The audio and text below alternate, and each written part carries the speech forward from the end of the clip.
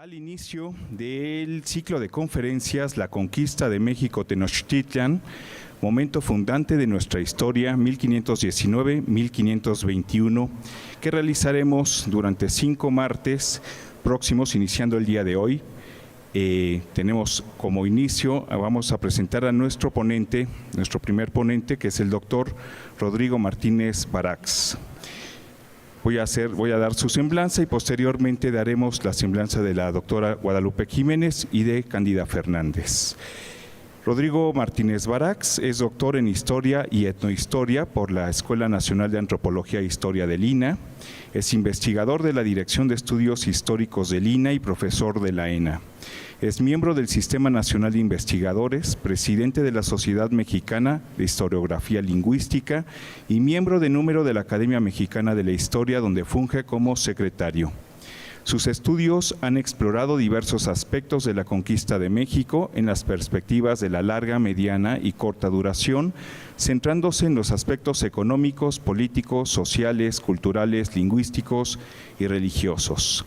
Entre sus libros pueden mencionarse La vida michoacana en el siglo XVI, catálogo de documentos del siglo XVI del Archivo Histórico de la ciudad de Pátzcuaro por el INAH en 1999 con la doctora Lidia Espinosa Morales. La secuencia tlaxcalteca, Orígenes del culto a Nuestra Señora de Ocotlán por el INAH en el año 2000.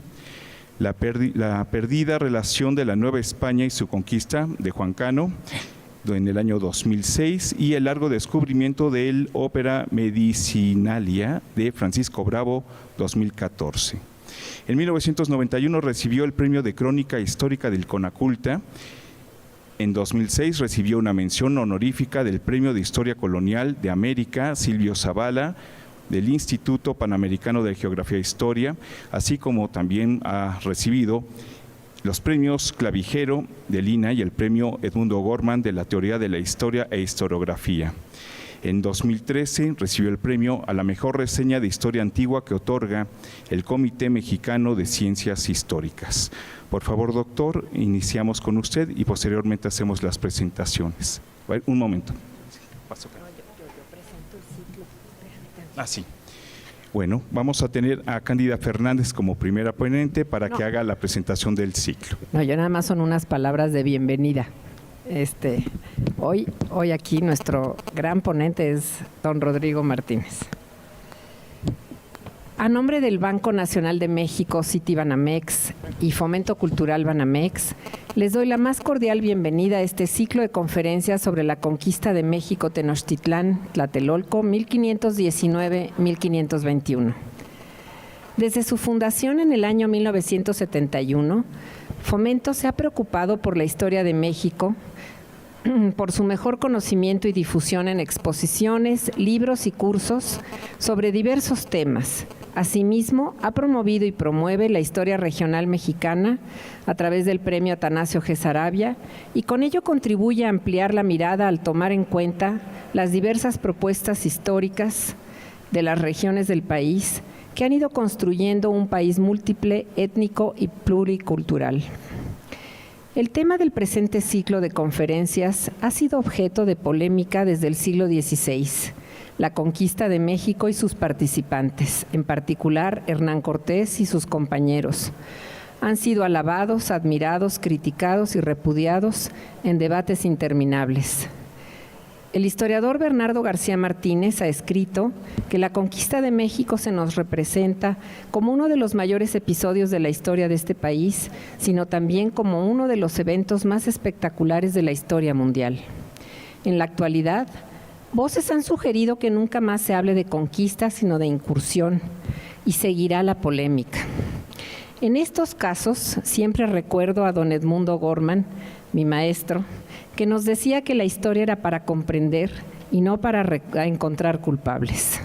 Y creo que siempre lo tengo presente con buena razón. Han transcurrido 500 años de la llegada de Cortés y su grupo a tierras hoy mexicanas y Fomento Cultural Banamex quiere contribuir a una reflexión serena, objetiva y basada en investigaciones rigurosas de reconocidos historiadores y especialistas en este momento fundacional de nuestro pasado. Agradecemos profundamente la participación de los conferencistas, todos ellos académicos destacados que han investigado estos sucesos y sus actores de manera científica y sin prejuicios de toda índole. Gracias al doctor Rodrigo Martínez Barax y también a quienes lo sucederán los próximos martes, que es la maestra Patricia Arriaga, el doctor Alfredo López Austin, el doctor Antonio Rubial y el doctor José Rubén Romero, por compartir con nosotros los resultados de años de investigación en archivos y bibliotecas nacionales y extranjeras. Recordemos aquellas palabras de Octavio Paz, poeta y Premio Nobel de Literatura.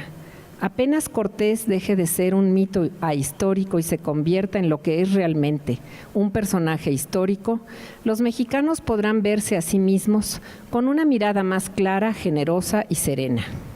Y como reconociera el recién fallecido historiador don Miguel León Portilla sobre Cortés, por encima de todo su persona y cuanto hizo, forman parte insuprimible de la historia de México y de España y también universal. En ese espíritu de búsqueda objetiva de la verdad, iniciemos este ciclo abriendo la mente y el corazón para comprender lo sucedido en 1519 y 1521. Muchas gracias por su presencia.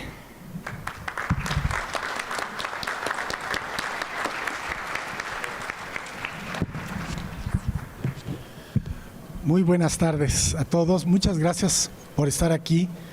Es una gran emoción para mí estar aquí en este precioso Palacio de Iturbide y estoy muy agradecido con Cándida Fernández de Calderón, directora de Fomento Cultural Banamex, y con la doctora Guadalupe Jiménez Codinac por haberme invitado y con todos los que hicieron posible este ciclo.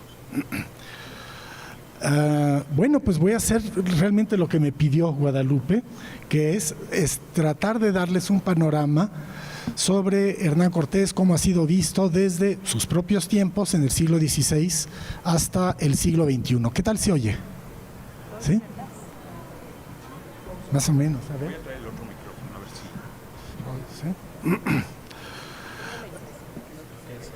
si... Sí.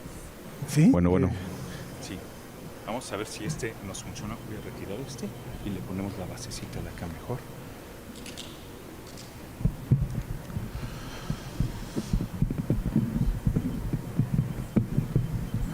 A ver qué tal se oye este. Ahora sí mejor, ¿verdad?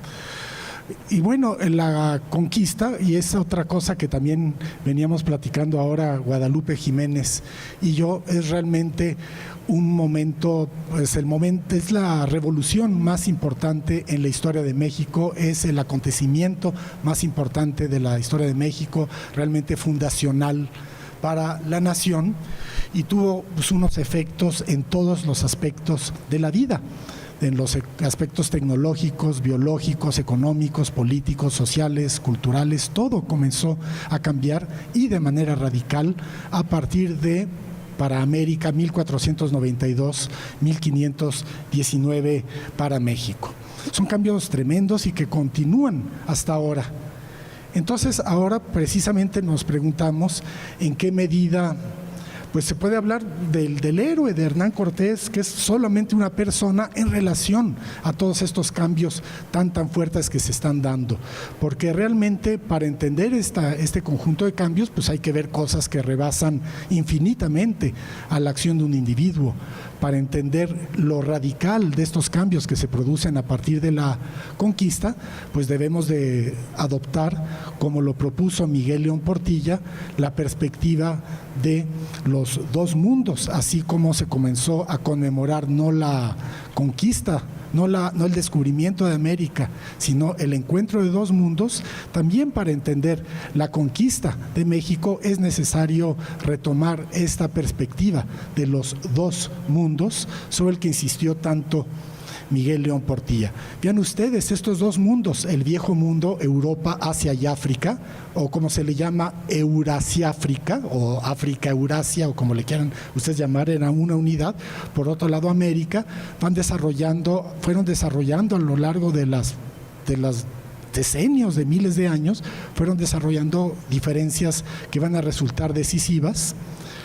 en el momento del encuentro de 1492 y de 1519. Ahora pues no tiene caso que me meta a discutir con precisión esto, pero menciono las diferencias tecnológicas entre el viejo mundo y el nuevo mundo y las diferencias bacteriológicas que son las que van a transformar a la conquista en una gran revolución, en el cual comienza a cambiar toda la ciencia, la tecnología, la cultura, la política, todo esto que les digo. La otra gran diferencia entre los dos mundos que se va desarrollando es la diferencia bacteriológica, que transforma al descubrimiento y a la conquista en una catástrofe demográfica tremenda. Se muere como el 90% de la gente en más de un siglo. Es una catástrofe tremenda que tiene que ver con la falta aquí en América de las defensas contra las enfermedades que trajeron los españoles. Entonces, a partir de estas fechas, 1492, 1519, pues hay este cambio radical en lo tecnológico y todo lo demás, en la población, las enfermedades y también la inserción por primera vez de México, particularmente de América, al sistema mundo, a un sistema mundial que por fin comienza a existir, a un mundo por primera vez globalizado.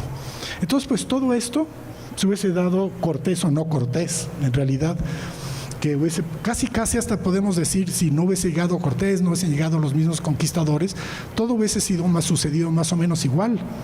Incluso hasta si no se hubiese dado la conquista, se le hubiesen dado el famoso flechazo a Hernán Cortés y no pasar la conquista, igual hubiese habido una catástrofe demográfica del orden del 90%, igual hubiese habido una revolución tecnológica y en todos los aspectos de la vida, igual México y América se hubiese insertado al sistema económico mundial. Entonces, esto es lo que nos obliga a reflexionar sobre este aspecto de qué es propiamente lo que Cortés como tal cambió en la historia de México. Pero hay otras cosas que tampoco dependían mucho de Cortés.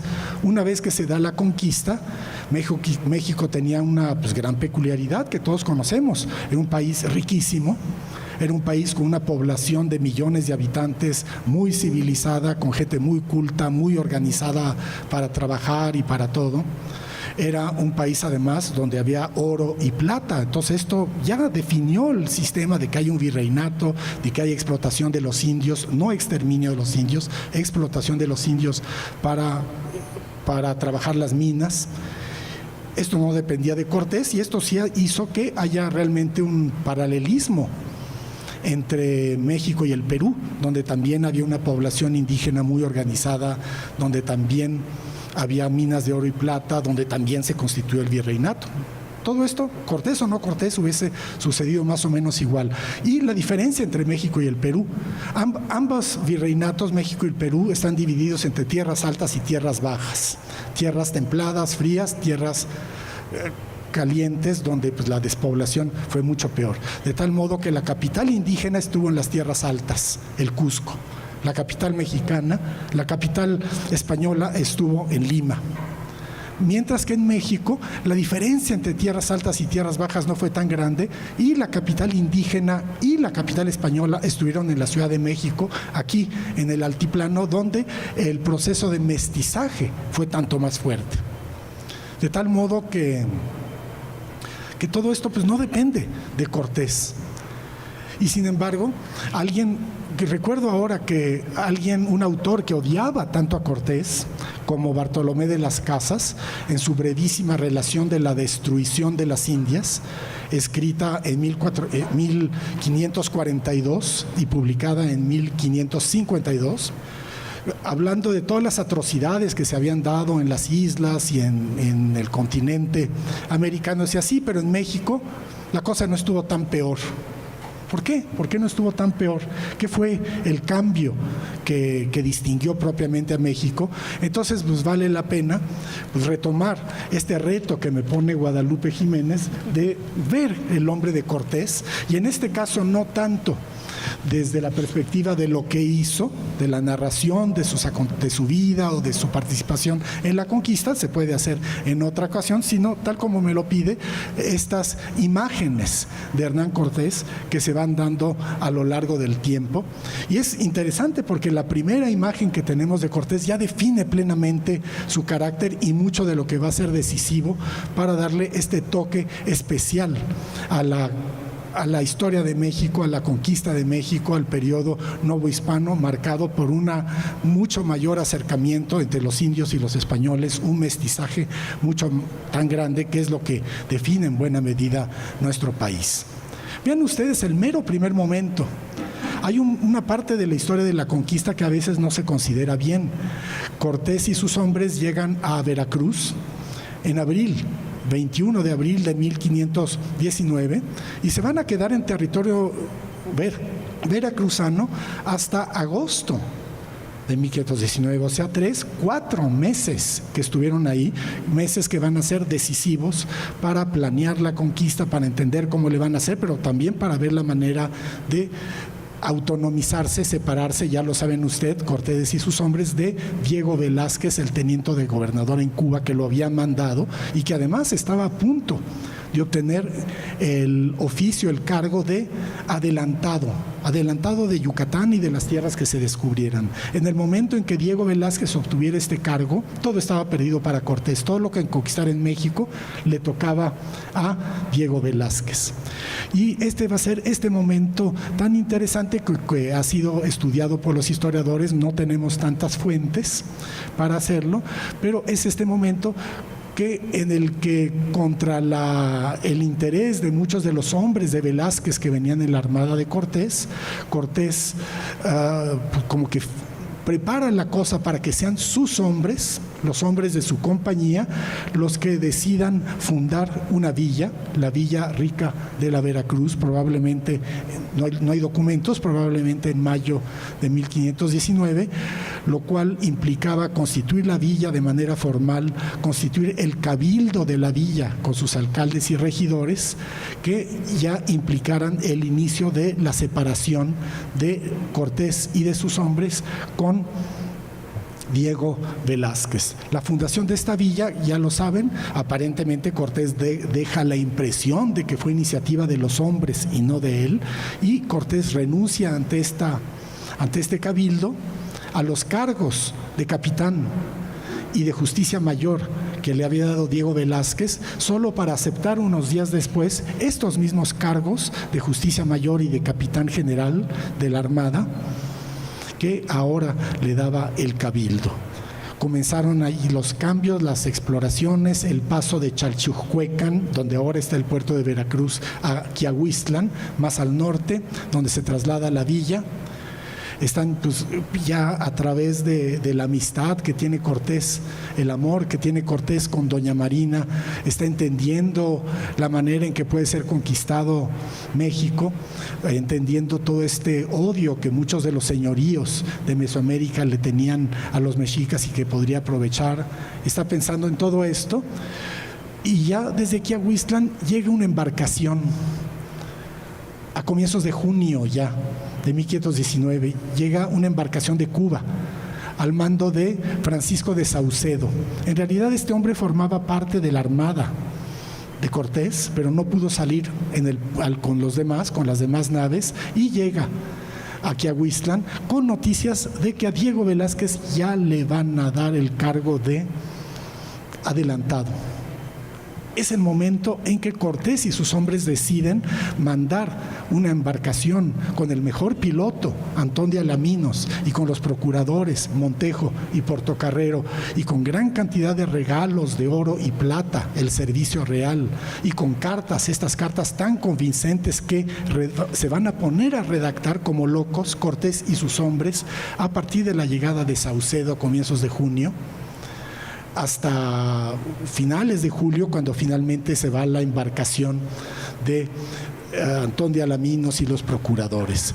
Este momento va a ser muy interesante por el conjunto de documentos que se escriben, no para que los leamos nosotros los historiadores, sino para convencer a a los reyes que en ese momento había, o sea, a la reina doña Juana y su hijo Carlos, don Carlos.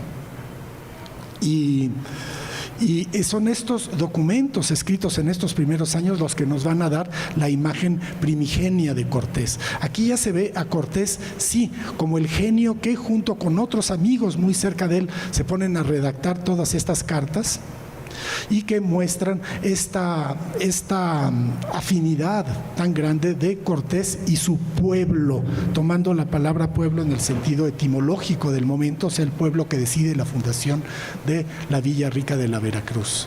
Y a partir de este momento, pues el documento más famoso que todos conocemos, claro, es del 10 de julio de 1519, la Carta del Cabildo de la Villa Rica de la Veracruz, dedicada a sus majestades, doña Juana y don Carlos.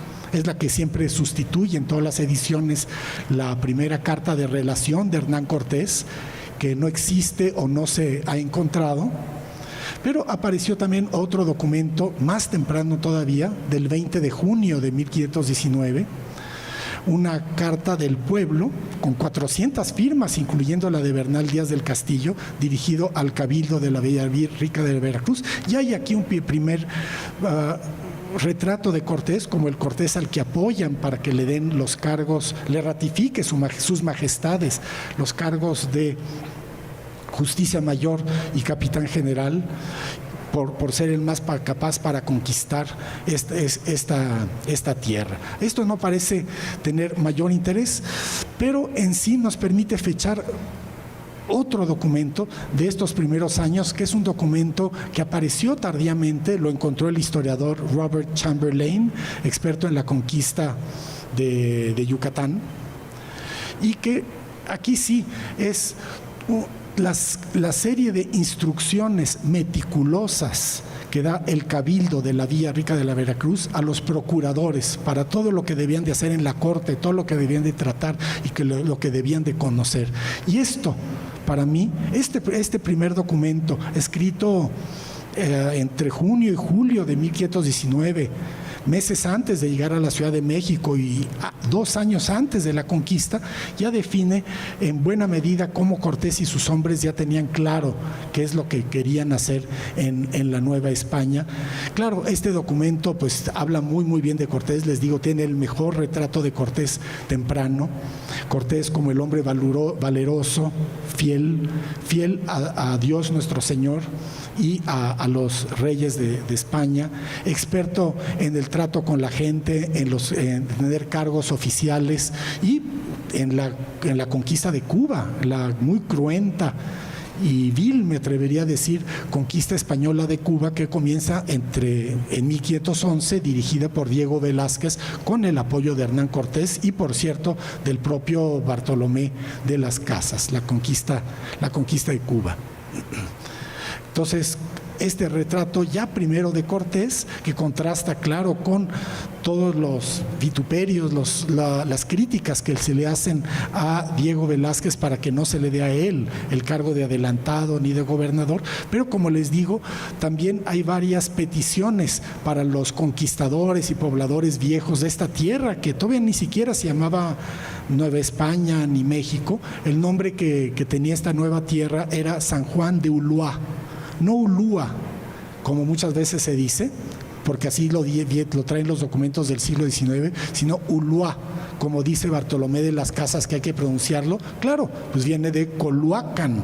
Los mexicas, ustedes saben, se aliaron con el señorío de Coloacán por ser de linaje tolteca. Los mexicas se sentían coluaques y eran coluas, por lo tanto, San Juan de Ulúa. Ese sería esta cosa. Y hay varios puntos que a mí me parecen fundamentales. Primero, tener claro que ya desde entonces que la conquista se tenía que realizar de manera pacífica, aunque claro, es algo que no se realizó, no se pudo, sobre todo por la llegada de Pánfilo de Narváez, mandado por Velázquez. Este va a ser un primer punto, pero hay un párrafo dramático sobre lo que Cortés y sus hombres perciben de cómo puede ser la conquista de México. Porque ya les hablé a ustedes de la despoblación, de la indígena debido a las epidemias. Esta despoblación fue mucho más grave en las islas que en el continente, por ser tierras bajas, calurosas, húmedas, aisladas. La despoblación y la explotación de los indios por los españoles, que describe bien Bartolomé de las Casas de manera exagerada, pero no incorrecta, Bartolomé de las Casas. Este párrafo dicen, esta destrucción casi total de la población de Santo Domingo y de Cuba y también de Jamaica y de Puerto Rico es terrible y no la debemos de repetir en México. Esto es lo que don Silvio Zavala llamó la experiencia antillana, la experiencia de ver la manera de no repetir. Ya tenían la experiencia también de un intento que hicieron los frailes dominicos y Bartolomé de las Casas en 1516, un proyecto de reformación de las Indias, de salvar a los indios de la despoblación formando pueblos. Esto fracasó, pero sí lo iba a llevar a una noción particularmente decisiva para la historia de México, porque dicen, lo que fue terrible para los indios de Santo Domingo y Cuba es que un cacique y pueblo, así le dice, se divida entre varios encomenderos. Entonces las familias quedan separadas, las del primo y el sobrino, y esto realmente fue terrible, muy, muy grave, porque cada encomendero se queda con su cacho de pueblo, los pueblos quedan deshechos. Cortés y sus hombres dicen que quieren que las encomiendas se entreguen a un solo encomendero, se repartan a un solo encomendero, de tal manera que lo que él llama caciques y pueblos queden unificados, queden unos. Caciques y pueblos, pues él todavía estaba en Veracruz, todavía no llegaba a México. Es lo que ya después los historiadores vamos a llamar pueblos de indios, señoríos, los famosos altépetl, que se mantienen unidos con su cacique y pueblo, con sus propias autoridades indígenas. Cacique y pueblo, ¿cómo se dice en náhuatl? Pues se dice tlactuani, iguan altépetl, que ya lo conciben ellos como una manera para salvar a los indios de la Nueva España y que no pase con ellos la misma destrucción terrible que se dio en las Antillas. Ya lo tienen presente Cortés y los suyos desde antes de llegar a la Ciudad de México, 2 años antes realmente de la conquista. Y claro, eso es lo que va a hacer posible la explotación de las minas riquísimas de oro y plata que ellos saben ya que existe en la Nueva España. Por cierto, también es muy interesante que con la propia fundación de la Villa Rica de la Veracruz en mayo de 1519 quedó fundada un hospital dedicado a Nuestra Señora y una cofradía junto con el hospital dedicado a Nuestra Señora, lo cual nos da luces sobre la fundación aquí cerca del Hospital de Nuestra Señora, del Hospital de la Inmaculada Concepción, hoy llamado Hospital de Jesús, también fundado por Cortés y sus hombres, no poco después de la conquista, sino de manera automática, creería yo, al fundar la propia Ciudad de México. Este es un momento, pues muy, yo pienso, decisivo, que muestra de qué manera iba a lograr Cortés esta conquista diferente de México, y nos explica por qué Bartolomé de las Casas dijo que en México la cosa no estuvo tan mal, y es lo que explica que sí, en México de todas maneras la catástrofe demográfica fue terrible, del orden del 90%, pero a mediados del siglo XVII, calculan Cook y Bora, de la escuela de Berkeley, quedaban más o menos de los 25, calculan ellos, y millones de indios que había antes de la conquista, queda 1 millón. 1 millón, ese es el cálculo de ellos. Lo importante es que 1 millón no es poca gente, es realmente la base sobre la cual se pudo dar el mestizaje entre españoles, africanos e indígenas, porque además 1 millón de indios siempre fueron más, a lo largo de todo el periodo novohispano, siempre fueron más numerosos que los españoles, criollos o peninsulares y negros y mestizos, todos los demás juntos. Siempre va a haber más indios que españoles en todo el periodo colonial, y por eso es esta población la que más nos interesa, y esta, digamos, supervivencia y este mestizaje, pues es lo que yo creo que tiene mucho que ver realmente con la personalidad de Hernán Cortés. Varios otros documentos habrá que leer con más cuidado para a seguirnos adelantando, ya comenzando a avanzar en el tiempo en las imágenes de Hernán Cortés. pues varios otros, pues vamos a tener que leer con cuidado la imagen que da Cortés de sí mismo en las cartas de relación, en la segunda, tercera, cuarta, quinta carta de relación, que tienen tanta importancia, también no dedicadas a nosotros los historiadores, sino al trato y al convencimiento ya del rey de España, Carlos I y Carlos V de Alemania. Esa es una fuente interesante. Por cierto, no hay una buena edición todavía de las cartas de relación. Hay ediciones útiles, pero ninguna que realmente nos funcione de manera crítica. Es una pena. Imagínense un personaje tan importante para la historia de México. Otro documento de enorme importancia es el juicio de residencia de Cortés. Como ustedes saben, a todos los funcionarios españoles, al cabo de una parte de su desempeño como funcionarios, se les hacía un juicio de residencia, así llamado porque se tenía el funcionario que permanecer en su casa, en su residencia, mientras lo juzgaba un juez ante testigos y todo eso. El juicio de residencia de Cortés comienza en 1526, sigue hasta su muerte en 1547, nunca acabó.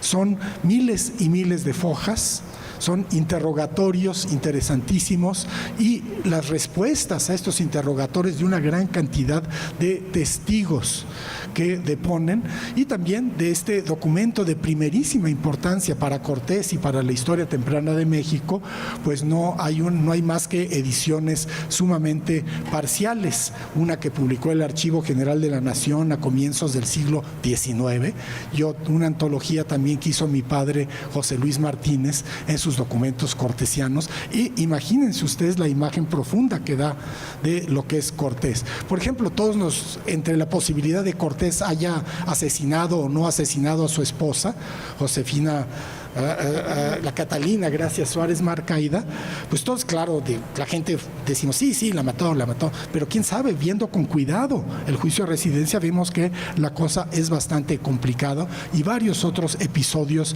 de interés de la conquista que ojalá podamos ver editado más o menos pronto. Posteriormente, pues toda la historiografía de la conquista, en buena medida, Andrés de Tapia, Oviedo, López de Gómara, hasta Bernal Díaz del Castillo, que tanto insiste en la labor de los hombres de Cortés y de los hombres de a pie, toda esta historiografía es favorable a Cortés y sigue básicamente el esquema de Cortés. Bueno, lo que se dio cuenta mi padre, el esquema de los episodios clásicos de la conquista, ese ya está en el juicio de residencia, en el testimonio de oficio que se hizo, de descargo, perdón, que se hizo en la conquista, y que retoma López de Gómara ese esquema, y otros autores, Cervantes de Salazar, Bernal Díaz del Castillo, y hasta el propio libro 12 del Códice Florentino en español y en náhuatl, ya van siguiendo este esquema de acontecimientos. Pero aquí se va a ir dando, pues, bueno, esta historiografía va a ser la que va a seguir, pero hoy en día que ya tenemos a nuestra disposición otra obra muy importante sobre el periodo, que es la historia de las Indias de Bartolomé de las Casas, no se publicó en el siglo XVI, XVII, XVIII, sino hasta el siglo XIX, pero a partir de entonces una obra, digamos, semejante en ambiciones, como es la Historia General y Natural de las Indias de Gonzalo Fernández de Oviedo, pues es valiosísimo igualmente, pero ya va a quedar el contraste entre Gonzalo Fernández de Oviedo, el que justifica la conquista, el que justifica a Hernán Cortés, el que hoy en día es casi imposible conseguir su obra, no está en librerías ni nada, contrastado con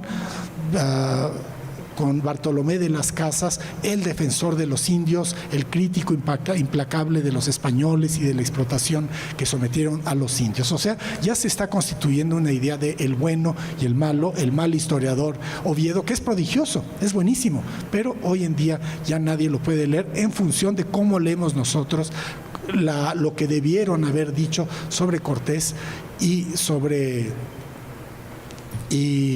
Cortés, tanto el hispanista Oviedo como el indigenista Las Casas, pero sin olvidar que el propio Las Casas dice: en México la cosa no estuvo tan peor. les digo, todos los historiadores de la conquista pues, son básicamente cortesianos, pueden criticar detalles, pero básicamente todos comparten más o menos el mismo esquema en el cual pues Cortés es este gran héroe, valiosísimo y providencial. Y no se diga la historiografía franciscana, que también va a ser muy, muy, muy pro-cortesiana, como ven a Cortés como un nuevo Moisés. Pero una sola de historia de la conquista contrasta con todas estas, que es la que escribió nada menos que Juan Cano. No sé si se acuerdan de Juan Cano. Todo el mundo lo conoce porque se casó con la hija de Moctezuma, con doña Isabel de Moctezuma, y entonces por esa razón él pues levantó una gran cantidad de documentos judiciales pues para que le toque a él, esposo de la hija de Moctezuma, pues algo del reino de Moctezuma y algo de las tierras y de los bienes de Moctezuma. Entonces esto le da un carácter sesgado a todas las diferentes documentos judiciales o documentos que nos llegaron, pero particularmente a su historia de la conquista de México que escribió Juan Cano. Ahora bien, esa historia está desaparecida, pero yo me puse a reconstruirla a través de lo que Alonso de Zorita dice sobre lo que escribió Juan Cano y lo que otros historiadores también aportan. O sea, por adición y por eliminación es posible reconstruir esta obra de Juan Cano, que odiaba a Cortés. Claro que odiaba a Cortés, primero porque él no llegó con Cortés a Veracruz, él llegó en mayo de 1520 con Pánfilo de Narváez y fue derrotado por Cortés en Zempoala y fueron humillados. Él le tenía coraje a Cortés, pero después también se casó con doña Isabel Moctezuma, la hija de Moctezuma, pero con la cual Cortés ya tenía una hija, doña Leonor Cortés y Moctezuma, esta primera mestiza. Y entonces esta imagen de Juan Cano pues es totalmente adversa a Cortés en la conquista, siempre va a ser el malo, el traidor, y por cierto también siempre va a hablar mal de Cuauhtémoc, por supuesto, porque él también estuvo casado con doña Isabel Moctezuma, su esposa, y en cambio siempre va a hablar muy muy bien de Moctezuma, el papá, su suegro, el papá de su esposa. Entonces hay ya estas visiones diferentes que se van dando alrededor de la conquista, pero bueno, esto no se conoció, de tal manera que el punto de vista positivo va a ser el que va a prevalecer, pero con sus asegúnes. Por ejemplo, las cartas de relación de Cortés, que van a ser tan importantes y que van a tener muchas ediciones y traducciones, en determinado momento van a ser prohibidas por el rey, de tal manera que las cartas de relación no se van a conocer. Algo de las cartas de relación van a quedar incorporadas a la historia de Gonzalo Fernández de Oviedo, la historia general y natural de las Indias, publicada muy temprano, en 1535. Pero también la historia de Oviedo pues iba a tener otra edición, no sé si otra más, pero nada más, o sea, no se conocía. El propio López de Gómara, que fue el capellán de Cortés, según dicen, y que hizo una historia tan apegada a las cartas de relación de Cortés y a lo que el propio Cortés le platicaba, probablemente en la Academia de Cortés en Valladolid, cuando estaba ya en España en los años 40, antes de fallecer en 1547, pues representan más o menos el mismo punto de vista de Hernán Cortés, lo mismo el libro 12 de Fray Bernardino de Sahagún. Pero de tal modo que las cartas de relación de Cortés ya no se consiguen, ya no hay ediciones de Gonzalo Fernández de Oviedo, ya no hay ediciones de Gómara. ¿Cómo puede la gente saber qué fue la historia de la conquista? De modo que lo que a nosotros nos debe de interesar en los años siguientes son las obras que realmente pasan a la imprenta. Y una particularmente importante es la de el cronista Herrera, las décadas de Herrera, enorme. Es una historia de América, desde el descubrimiento de América hasta bien avanzado el siglo XVI, que van procediendo por décadas y año tras año. Y es interesante porque incorpora mucho el material de Cortés, mucho del material de Bernal Díaz del Castillo, muchos materiales muy interesantes de Cervantes de Salazar, que es el cronista. Registra varios episodios de el Tepeyac en la conquista de México. Esto por eso va a ser importante el cronista Herrera, pero dudo que mucha gente lo tuviera. Sí llegó mucho más a la Nueva España otro libro también impreso, que va a ser muy importante, La monarquía indiana, de Fray Juan de Torquemada. Esta se publica en 1615. Herrera es de 1601, 1615. Torquemada es de 1615, él también narra la historia de la conquista, él también narra la historia de la conquista espiritual, y imagínense los habitantes de la Nueva España, los criollos, leyendo con fruición estos textos, porque son los únicos conseguibles que se disponían para conocer sobre Cortés, para conocer sobre la conquista. Ya más adelante, hacia la década de 1680, está la historia de la conquista de México de Solís y otras obras por ahí. Pero es notable, pues, por un lado, la escasez de datos frescos sobre la conquista, y sin embargo, como lo expresó muy bien Enrique Krause en el discurso que sobre el mismo tema que del que yo estoy tratando ahora dio él en la Real Academia Española de la Historia. Dice, el más cortesiano de los siglos va a ser el siglo XVII. Pinturas, enconchados, toda clase de obras de arte se van a estar refiriendo a Cortés, y sin embargo no va a haber propiamente una gran obra literaria que esté a la altura de Hernán Cortés a lo largo de todo el siglo XVII.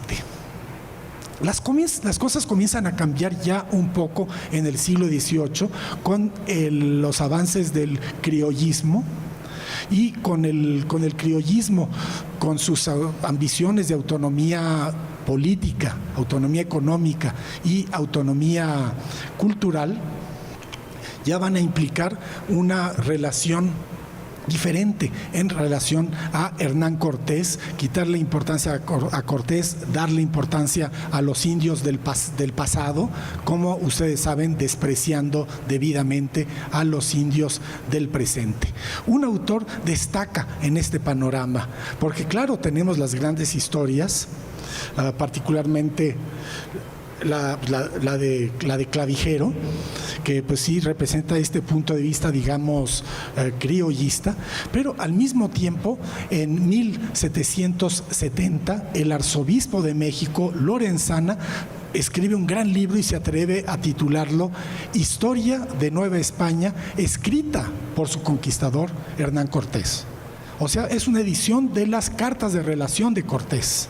Es la primera edición mexicana, ya hasta 1770, de las cartas de relación de Hernán Cortés. Hasta entonces estas no se conocen. Y esto que Cortés escribe en sus cartas, considera el arzobispo Lorenzana, ya es en sí misma una historia de la Nueva España. O sea, esto de considerar a Cortés y a la conquista como el acto fundacional del nuevo orden que se establece a partir de entonces. Es todo un reto esta posición hispanista radical, regalista del arzobispo Lorenzana, que contrasta con la posición de los criollos en los tiempos anteriores. Les recomiendo que vean, ahora hay una edición facsimilar que hizo Carso de esta historia de Lorenzana, y tiene realmente esta fuerza muy muy grande. Además, Lorenzana era tremendo, al menos en esos años, se oponía mucho a las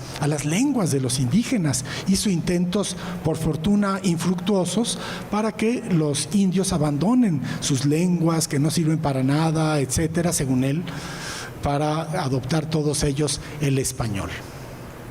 La cosa, pues, en estos mismos sentidos, entre la fracción, digamos, criollista, indigenista y la facción hispanista de Lorenzana, en estos mismos términos las cosas van a seguir, pero se van a radicalizar de manera muy fuerte a partir de la independencia, a partir de 1821. Claro, si la independencia rompe con el régimen español, con el periodo novohispano de la historia de México, pues hay que denostar el periodo español y al contrario, rescatar al periodo prehispánico, como si el México que se funda en 1821 sería una refundación de un México previamente existente y además que es un México identificado muy altamente, como ustedes lo saben, con los mexicas.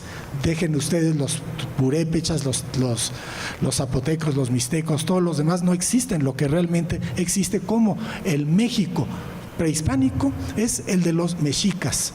El periodo colonial es un periodo de ilegitimidad, como lo denunció muy claramente Octavio Paz, y en 1821 ya estaría naciendo un nuevo México que retomaría el México prehispánico de los mexicas, pero que al mismo tiempo comenzó a maltratar muy severamente a los indios vivos, porque a partir de la independencia los indios por decreto dejan de ser indios, se van a volver ciudadanos mexicanos y por lo tanto a partir del siglo XIX y más todavía a partir de la reforma, pues los indios no solamente pierden el ser indios, o sea, su acceso al sistema judicial español que tanto los favorecía, y pierden también el control corporativo con sus gobernadores, alcaldes y regidores en sus cabildos de sus tierras. Todo esto lo van a perder en el siglo XIX. Entonces, esta cosa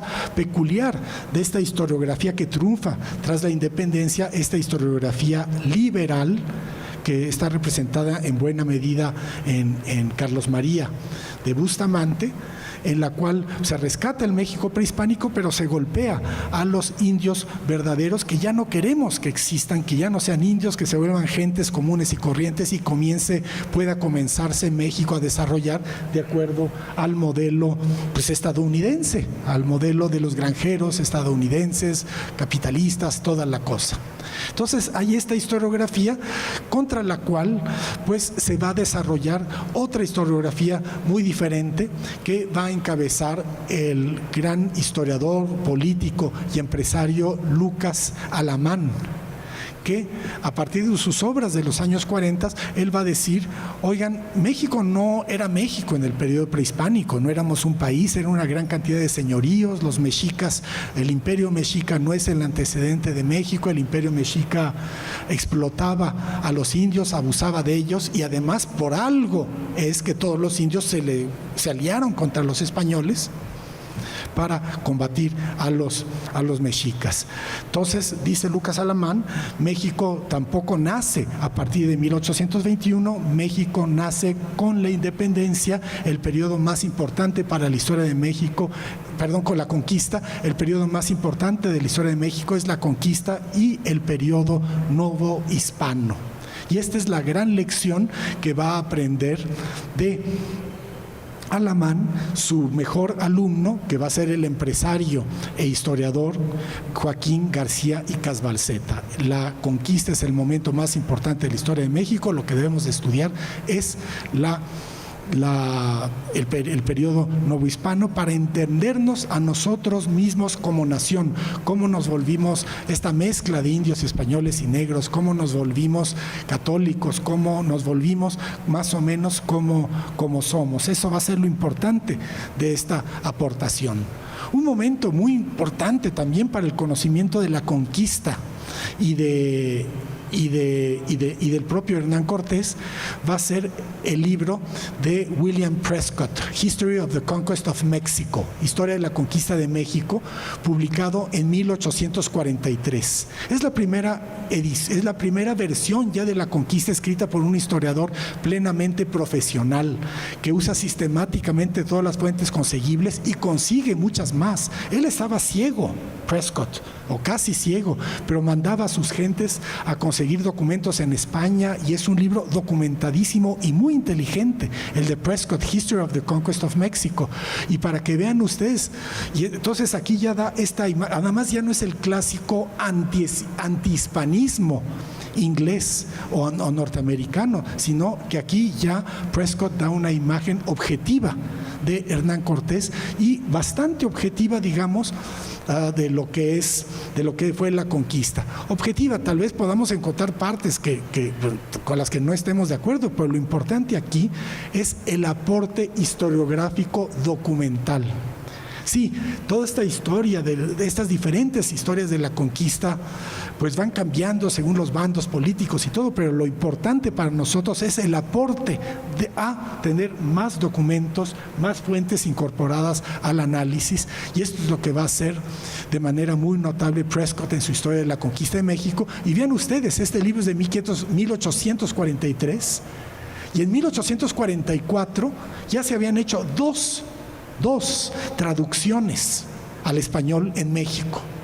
Una impulsada por el conservador Lucas Alamán, otra impulsada por el liberal moderado José Fernando Ramírez. Dos traducciones diferentes con notas debatiendo con Prescott, una de Alamán y en la otra edición de José Fernando Ramírez, y con datos adicionales del curador del Museo Nacional, Isidro Rafael Gondra, para que vean ustedes el interés muy muy grande que se sentía en la capital de la Nueva España, de México, en los años de 1843-44, este enorme interés que había por el mundo, por la conquista, a través de las dos traducciones que se hacen del libro de Prescott, de tal manera que en su trabajo a Lucas Alamán ya no le interesa mayormente volver a hacer una historia de la conquista de México, pues ya la hizo Prescott, ya están las dos traducciones,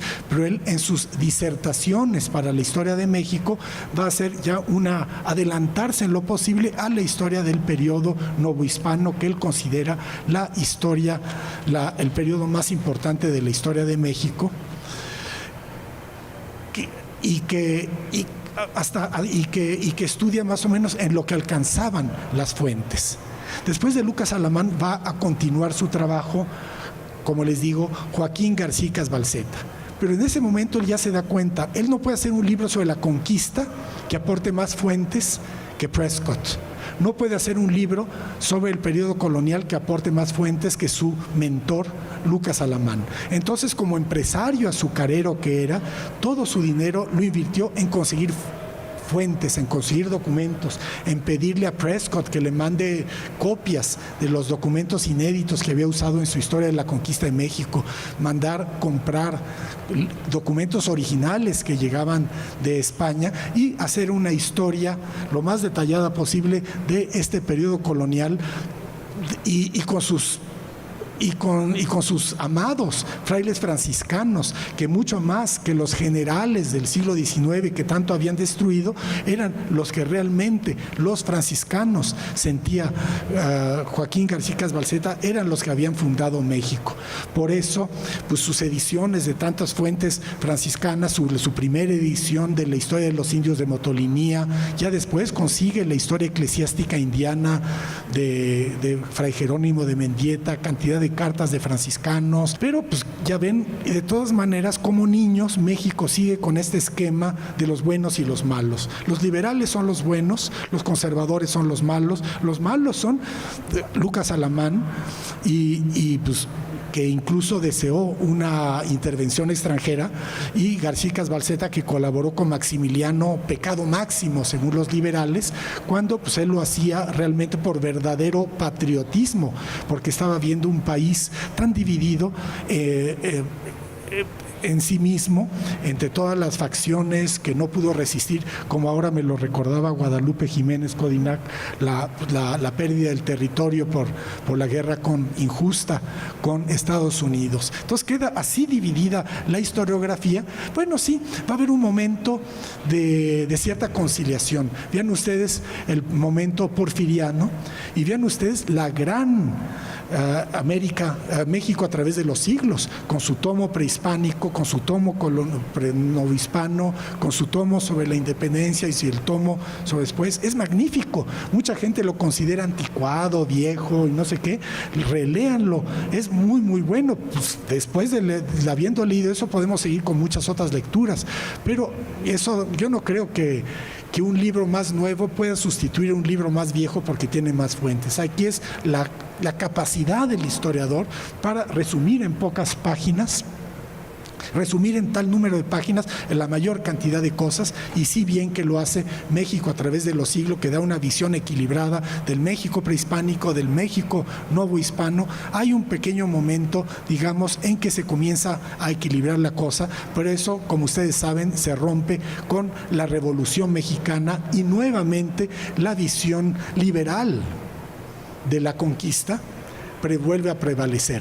Ya saben, la historia de los indios buenos, españoles malos y crueles, esta historia ya de nuestro trauma mexicano, de que todos somos inditos, pobrecitos y débiles, enfrentados a los malos, crueles y despiadados españoles, pero superiores a nosotros, y que por eso tenemos ya ese complejo de inferioridad que vio Samuel Ramos. Pero prevalece igual esta historia. Ya conocen ustedes los murales de Diego Rivera, esta historiografía indigenista que va a prevalecer mucho. Acuérdense, la antropóloga de Lina, Eulalia Guzmán, que encuentra los huesos que cuando se abren los huesos de Cortés aquí en el Hospital de Jesús, descubre que era horrible y sifilítico, pero al mismo tiempo encuentran unos huesos en el pueblo de Ixcatiopan, Guerrero, y dicen que son los huesos de Cuauhtémoc, y que los que no crean eso son malos mexicanos. Y ya ven esta cosa indigenista que va a ser muy fuerte y que va a contrarrestar con otra corriente totalmente soterrada y muy criticada, pues la corriente hispanista, particularmente la historia de México de Vasconcelos, que es tremendo en su hispanismo y claro, anti-indigenismo. Entonces la cosa, durante varios décadas del siglo XX, toda la época priista, digámoslo así, queda dividido entre esta historiografía del liberal y los malos y despreciables conservadores. La cosa va a comenzar a cambiar.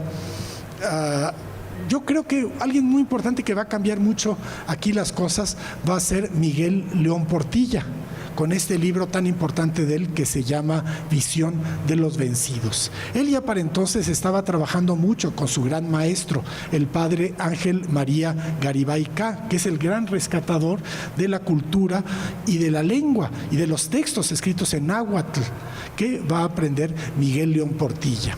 Entre tantas obras muy importantes que hizo en los años 40, 50, el padre Garibay, una de ellas va a ser una edición de la historia general de las cosas de la Nueva España de Fray Bernardino de Sahagún y sus colaboradores nahuas. No se ocupó él, por lo pronto, de los documentos del texto náhuatl del Códice Florentino, de la historia general, y su edición no es muy buena, pero en el cuarto tomo de la edición de Porrúa, ahí la pueden ustedes conseguir, y ahora estén sepan cuántos, comenzó a traducir algunos textos no del texto español de la historia de Sahagún, sino del texto en náhuatl. Y allí puso una traducción del libro 12 sobre la conquista, una traducción del texto náhuatl al texto español. Lo puso Ángel María Garibay. Y también puso otro texto en náhuatl muy importante, los Anales de Tlatelolco sobre la conquista de México. Por cierto, los testimonios recogidos por Sahagún en el libro 12 también son tlatelolques. Este libro va a ser muy importante. O sea, quiero decir, estos documentos los tradujo Garibay, pero al integrarlos en esta edición genial, que es la de la Visión de los Vencidos, en la biblioteca del estudiante universitario de la UNAM, va a ser el momento en que, pues, Este libro va a llegar a muchísimas manos, se va a volver un libro que todos vamos a leer desde la preparatoria en adelante. No hay mexicano que no lo haya leído. La visión que da de la conquista es clarísima, es conmovedor. Leer los documentos traducidos por Garibay del náhuatl al español va a ser un documento que se va a leer y va a comenzar a cambiar, o sea, a ampliar el conjunto de las fuentes que se pueden usar para estudiar y entender la conquista. No solo a los conquistadores, no solo los documentos que les estuve mencionando hasta ahora, sino también los documentos en lenguas indígenas, los documentos que existen, el libro 12, los anales de Tlatelolco sobre la conquista misma, y la gran cantidad de documentos en lengua náhuatl y en muchas otras lenguas que había en la Nueva España, que se van a comenzar a estudiar por Garibay, por León Portilla y una playa de historiadores y filólogos nahuatlatos de México y del extranjero. En el extranjero pues merecen sobre todo muchísimo crédito Charles Dibble y Arthur Anderson, que tradujeron el Códice Florentino del náhuatl al español. No olvidemos, todavía no lo hemos traducido los mexicanos al español. Es una vergüenza. Quien quiera leer el Códice Florentino o sabe demasiado bien náhuatl o tiene que recurrir a la edición de Dibble y Anderson del Florentine Codex. Entonces, este ya va a ser un momento en que se amplía muchísimo la historiografía de la conquista. Puede uno decir, León Portilla era un indigenista, pues ciertamente lo fue, pero tenía muchísimo respeto igual al mundo español, al mundo europeo, al mundo judío, al mundo cristiano. Esa es precisamente la perspectiva que va a estar desarrollando Miguel León Portilla, la perspectiva del encuentro de dos mundos, que el encuentro de dos mundos sí implica en primer lugar una idea, digamos, meramente verbal y de conocimiento, cómo los españoles van entendiendo el nuevo mundo, lo que estudió Gorman en la invención de América, y cómo los indios entienden a los españoles, pero también esta perspectiva del encuentro de dos mundos nos permite no solamente establecer un diálogo entre las diferentes culturas que se mezclan, sino entender todas estas cosas que les estuve mencionando al comienzo de la conferencia, la perspectiva de los dos mundos y las grandes diferencias que van desarrollando a lo largo de decenas de miles de años, particularmente las diferencias tecnológicas y bacteriológicas que van a ser decisivas para la conquista. Entonces, todas estas perspectivas históricas, filológicas, lingüistas, biológicas, económicas, etcétera, se van a estar incorporando a la historia de la conquista ya en los años 60, 70, 80, cuando León Portilla estuvo al frente de la comisión para celebrar el descubrimiento de América, y cambió es lo de conmemorar el 5º centenario del encuentro de dos mundos. Esto ya va a comenzar a cambiar las cosas, y Cándida Fernández hace un momento leyó el texto de Octavio Paz, que él ya dice que hay que buscar, que no se trata de quiénes son los buenos y los malos, sino que hay que buscar hacer una historia objetiva de la conquista. Por cierto, esto también está en el precioso texto de Jaime Torres Bodet allí en Tlatelolco. ¿Se acuerdan?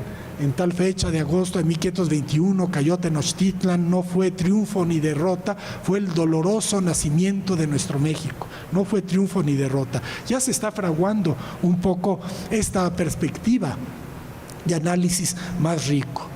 Todavía no hay libros muy importantes que avanzan sobre eso, pero pues perdón que le haga publicidad al libro de mi padre, José Luis Martínez, su Hernán Cortés, que es de 1990, sigue pues directamente lo que sugirió Octavio Paz, hacer una historia objetiva, ni indigenista ni hispanista de Hernán Cortés, sino presentarlo en toda su complejidad a Cortés y la conquista. Y esto va a ser muy importante del libro de mi padre, su Hernán Cortés, publicado en 1990 por el Fondo de Cultura Económica y la UNAM, un libro de 1000 páginas, perfectamente documentado, con cantidad de notas a pie de página y sin embargo legible como la mejor de las novelas. Este es el arte de ser al mismo tiempo historiador y escritor, y lo que todos debemos de buscar. Además, complementado el Hernán Cortés de 1000 páginas con 4 tomos de documentos cortesianos cada uno de 500 páginas, para que sea el lector mismo que se enfrente a los documentos y llegue a sus propias ideas. Ese es un método que Enrique Krause encontró ya en la historia de la conquista de Orozco y Berra, que no les mencioné y que ahora aprovecho para hacerlo, de finales del siglo XIX, que no expone la conquista narrando la conquista, sino que expone la conquista presentándole a los lectores los diferentes posibilidades que dan los documentos. ¿Cómo murió Moctezuma? ¿De una pedrada accidental o a propósito? ¿De un flechazo? ¿Lo mataron los indios? ¿Lo mataron los españoles? No vamos a decidir eso por lo que cada quien quiere o por las afinidades ideológicas de cada quien.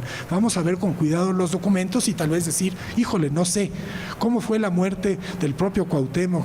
Varios momentos, lo interesante es presentarle al lector con respeto los documentos para que llegue a sus propias ideas, y es un poco la historiografía que nace ya a partir del Hernán Cortés de mi padre de 1990 y de sus 4 tomos de documentos cortesianos de 1990-92, que forman parte de del muy valioso conjunto de libros que se escribieron alrededor del 5º centenario de 1992. Mucho más ricos, por cierto, que los libros que se escribieron para el centenario y el bicentenario de la independencia y de la Revolución Mexicana, que fueron importantes, pero no tan valiosos, creo yo, como los libros que se escribieron sobre el periodo colonial, sobre la independencia, sobre la conquista, alrededor del 5º centenario de 1992.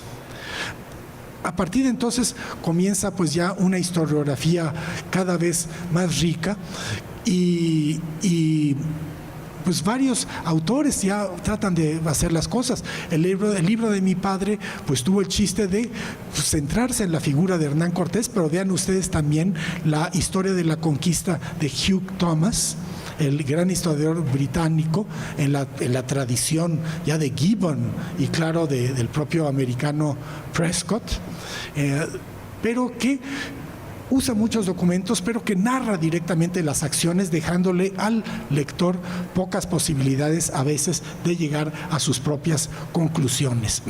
Vean ustedes también la perspectiva de otros autores como James Lockhart, que sobre todo se centró Lockhart en la historiografía del Perú, pero a él ya no le interesaba solamente hacer la vida de Pizarro, no, hay que hacer la vida de todos y cada uno de los conquistadores, hay que hacer prosopografía.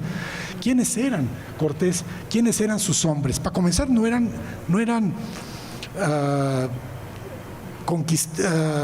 soldados, porque no recibían un sueldo.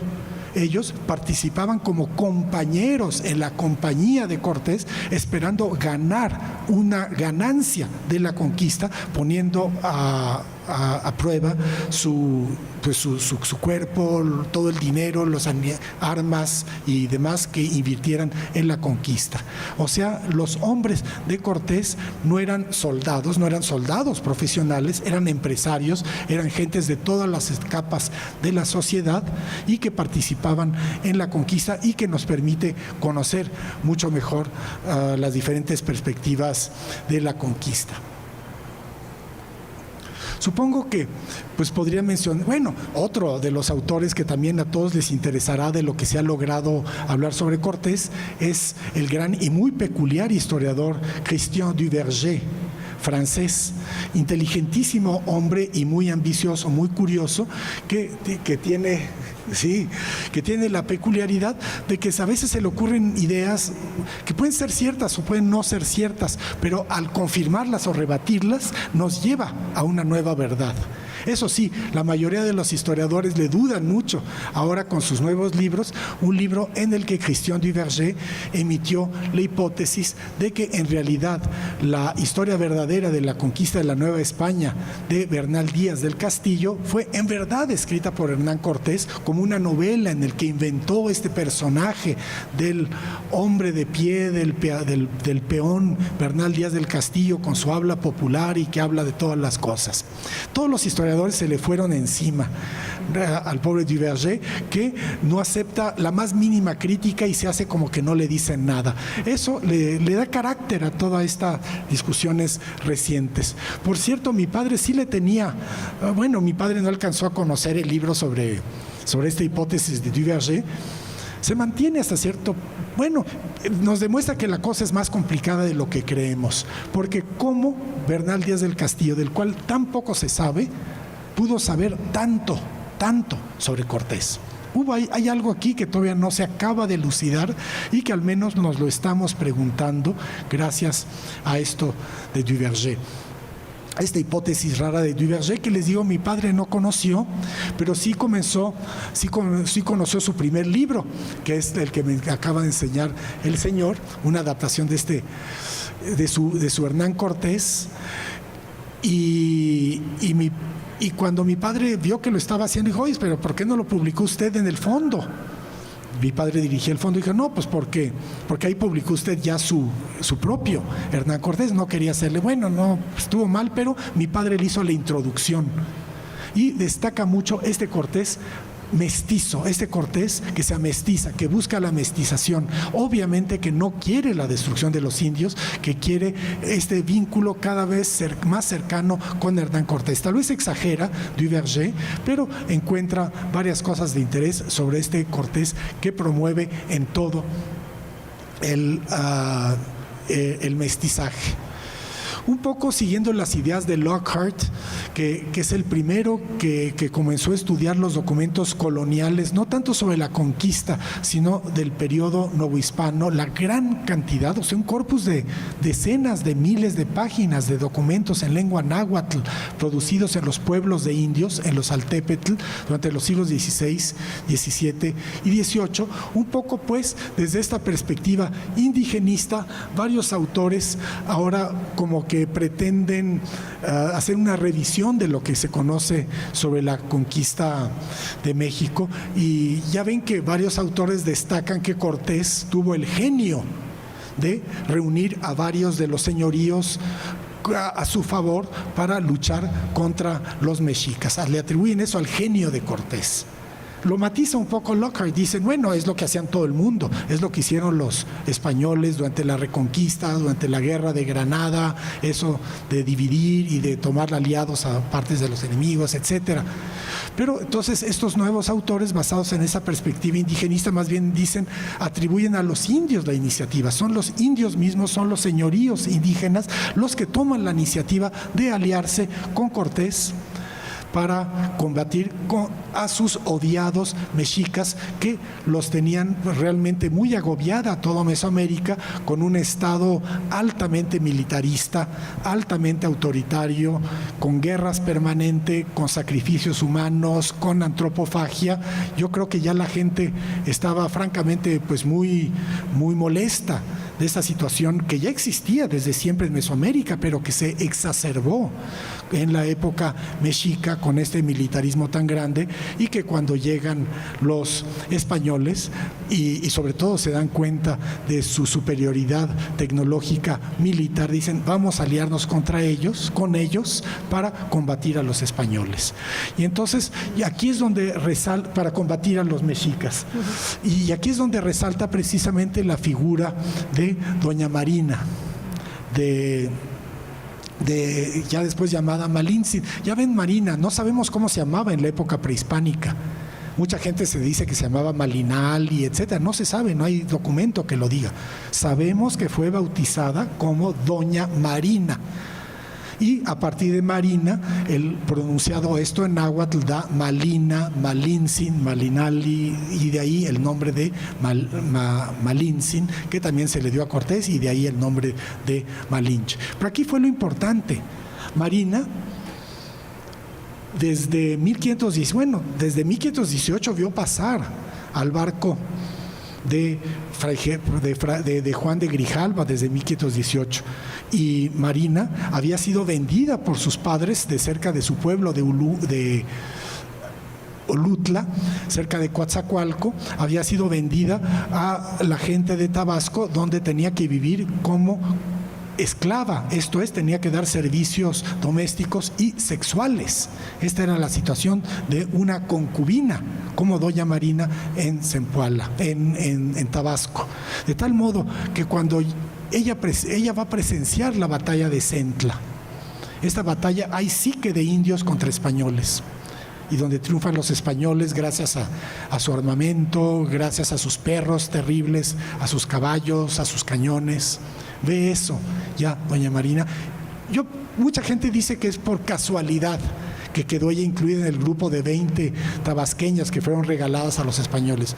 Yo tengo la intuición de que ella vio la manera de meterse al grupo para ser regalada a los españoles y poder jugar este papel tan decisivo en la conquista. Todos siempre nos va a quedar la duda de qué fue cómo tradujo doña Marina junto con Jerónimo de Aguilar, cómo tradujeron los parlamentos de los mexicas a Cortés y cómo tradujo a los mexicas, a los embajadores mexicas, los parlamentos de Cortés. Eso pues nunca lo vamos a saber, pero tengo la impresión que el mensaje que daba es: miren, estos que vinieron tienen un armamento demasiado poderoso, yo ya los vi, yo vi la batalla de Centla, más les conviene no luchar contra ellos y más bien aprovecharlos a ellos para luchar contra los mexicas que tenían agobiados a los pueblos de Mesoamérica, como les digo, por los sacrificios humanos, las guerras, el autoritarismo, la antropofagia, la presenciar las ceremonias, etcétera. Esto sería una perspectiva de estudio que nos permite entender tal vez mejor cómo se fueron organizando las cosas en la conquista. En fin, quisiera retomar uno de los elementos primeros que dije. Ya Cortés tenía claro que quería conquistar México, establecer un sistema de dominación más o menos llevadero para la población local, pero manteniendo a los pueblos con su integridad. Esto es lo que él llamaba los caciques y pueblos, mantener a los pueblos con sus propias autoridades, que es lo que le va a dar totalmente personalidad al periodo colonial.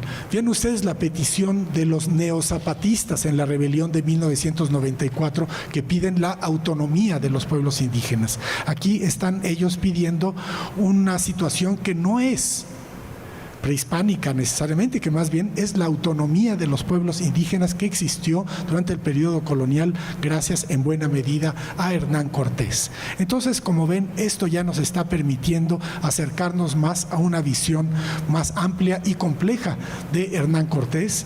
Espero que pues siga avanzando la investigación, espero que podamos leer con cuidado, por ejemplo, su juicio de residencia y llegar a una noción más objetiva sobre él y sobre todo este proceso importantísimo que comenzó a partir de la conquista que él encabezó. Muchas gracias.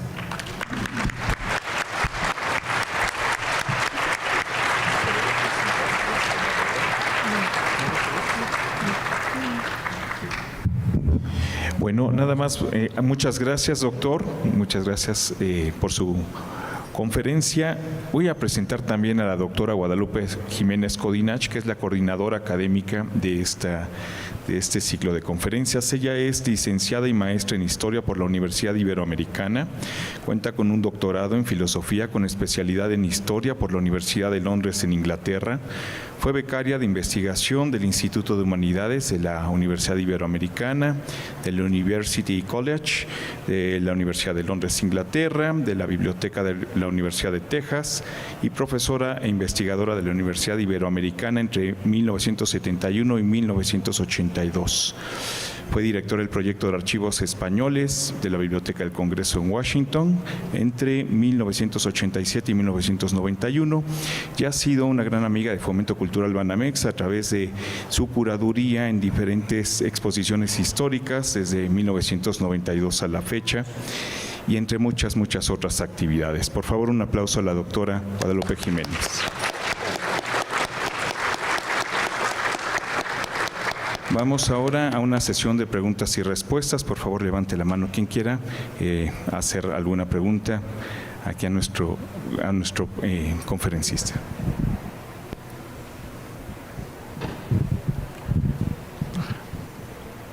felicidades por por las conferencias que van a empezar aquí en Banamex, y felicidades por tu exposición.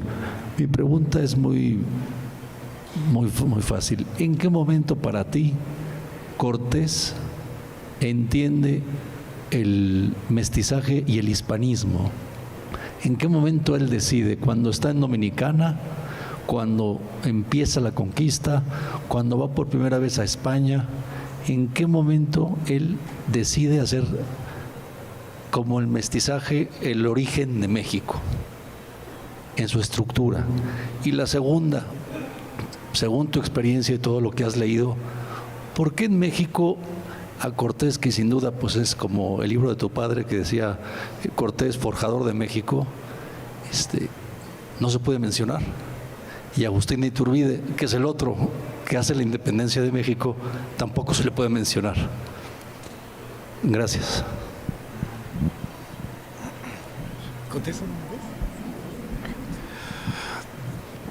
Pues Duverger dice que estaba muy enamorado. A la mujer a la que más quiso Cortés es a su mujer novia, Taína de Cuba, que tuvieron una hija, un hijo, no recuerdo, que fue o sea que él ya tenía eso desde el comienzo. Aunque no lo dice, probablemente hablaba taíno. Pues ¿cuántos años estuvo en Cuba? Desde 1511 hasta 1519 y antes en las Antillas. Pero también estuvieron viviendo esos años dramáticos de la caída tan terrible de la población indígena, de primero de Santo Domingo, ya casi desaparecida, después ya Cuba, cuando él estaba allí, estaba sucediendo exactamente lo mismo.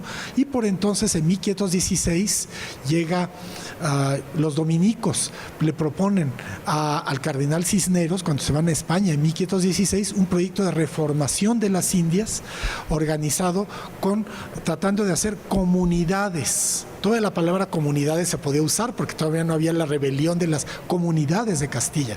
Pero entonces, con este proyecto, una de las bases era que se mantengan los pueblos como tales y que haya una convivencia mutuamente beneficiosa de los indios con los españoles y de los españoles con los indios. Este proyecto fracasó estrepitosamente en las islas, en Santo Domingo y Cuba, y al contrario fue peor, porque al reunir a los indios en comunidades se contagiaron todavía más las epidemias.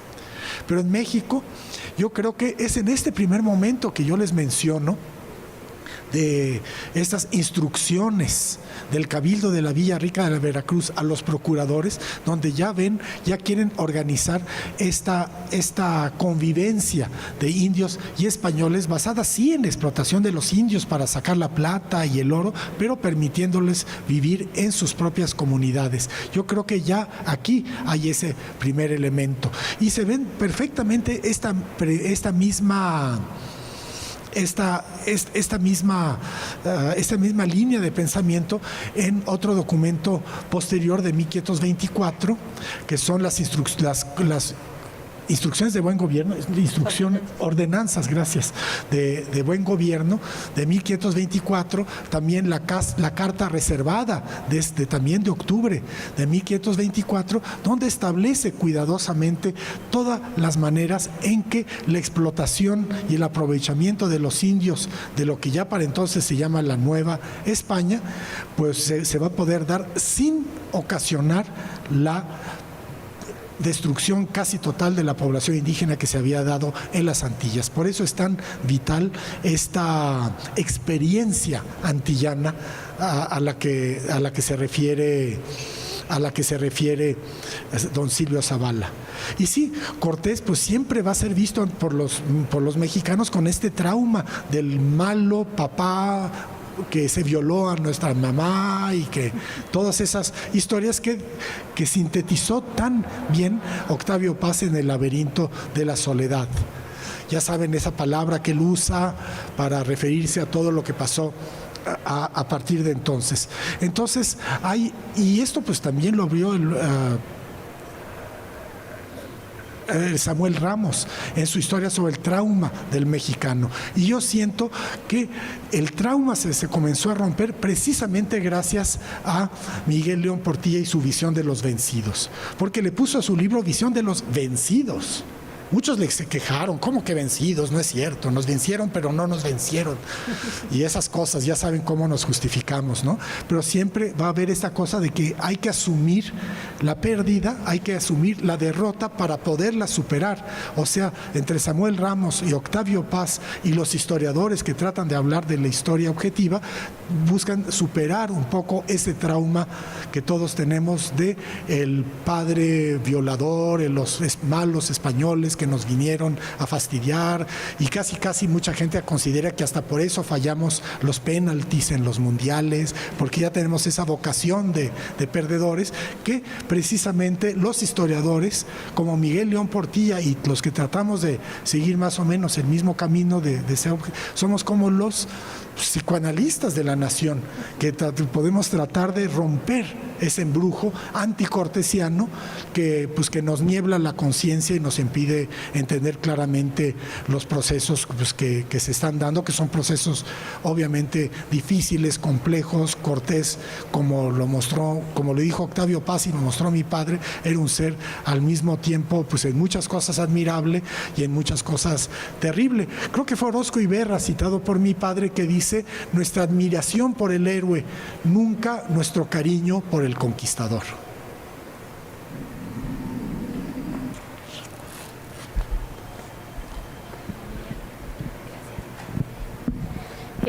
Muchas gracias. Mi pregunta es muy concreta. En el plano que Cortés manda en su segunda carta de relación a Carlos I, que no sabemos si él lo trazó, más bien no sabemos quién lo trazó, ¿no? Está su casa de Coyoacán. Pero lo que conocemos es el plano impreso en Nuremberg, ¿no? Entonces, mi pregunta es, o más bien, ¿qué opina usted respecto a quién habrá puesto la banderita, ¿no? El pendón del imperio? O sea, ¿habrá sido el propio Cortés dictándole, ¿no?, a su tracista que pusiera el pendón, o lo ordenó así para la imprenta la propia corte? Ajá. Pues creo que ahí sí que mi padre creo que sí vio bien ese mapa, y creo que es el primero que lo dice. O sea, el origen del plano de la Ciudad de México y sus entornos y los lagos y todo eso, que manda junto con la segunda carta de relación de 1520, que se imprime en la edición de Nuremberg de 1524, originalmente, piensa mi padre, fue un mapa de guerra. Un mapa que Cortés y los suyos le pidieron a los tlacuiloque, mexicas, que le explicaran más o menos cómo estaba la cosa para poder ubicar a sus tropas en el sitio de Tenochtitlan. Quién se pone en la calzada de Iztapalapa, quién se pone en la calzada de Tlacopan, quién se pone en la calzada del Tepeyac, cómo le van a hacer. Entonces piden este mapa como un mapa de guerra, y no sé si ese mismo mapa o uno copiado o muy parecido es el que se va a España, o sea, un mapa indígena, aunque tal vez podía tener elementos españoles, y entonces son los impresores de Nuremberg los que van a hispanizar el mapa. O sea, sí vemos el contorno bastante bien definido de lo que es Tenochtitlan, y con muchos detalles importantes, más el que tú señalas de la bandera, que en el que no había reparado yo muy bien, pero que ya después al copiarse ese mapa para incluirlo como grabado en la edición de 1524, pues el mapa queda totalmente hispanizado. De modo que es un mapa hispanizado cuyo origen es mexica, es un mapa de guerra para organizar el sitio de Tenochtitlan.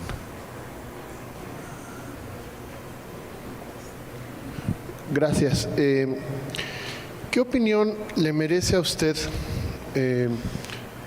la perspectiva histórica que utiliza o bajo la cual se basa la arqueología oficial mexicana en cuanto a disciplina científica, toda vez que lleva a cabo prácticas de investigación como la que mencionó usted, el descubrimiento de los restos de Cuauhtémoc en Ixcateopan, que técnicamente sí fue la arqueóloga Eulalia Guzmán quien fue a Ixcateopan, quien se entrevistó, quien excavó el altar, pero detrás de ella estaba operando la fortísima presencia de Alfonso Caso y que volvemos a ver su recurrencia nuevamente en proyectos como el de Templo Mayor, y ahora, en estas fechas, que uno de los proyectos que más difusión ha tenido por parte del INAH ha sido la búsqueda de las naves de Cortés. En este sentido es mi pregunta en cuanto a la concepción que puede tener de la arqueología bajo esta perspectiva, de la arqueología mexicana. Sí, mejor. Mira, Fernando, este caso de los restos de Cuauhtémoc es muy interesante, pero no responde realmente a la ciencia, sino responde a una situación política. Años después pudimos, algunos historiadores, platicar cuando ya no era presidente Luis Echeverría, y le preguntamos, don Luis, ¿por qué?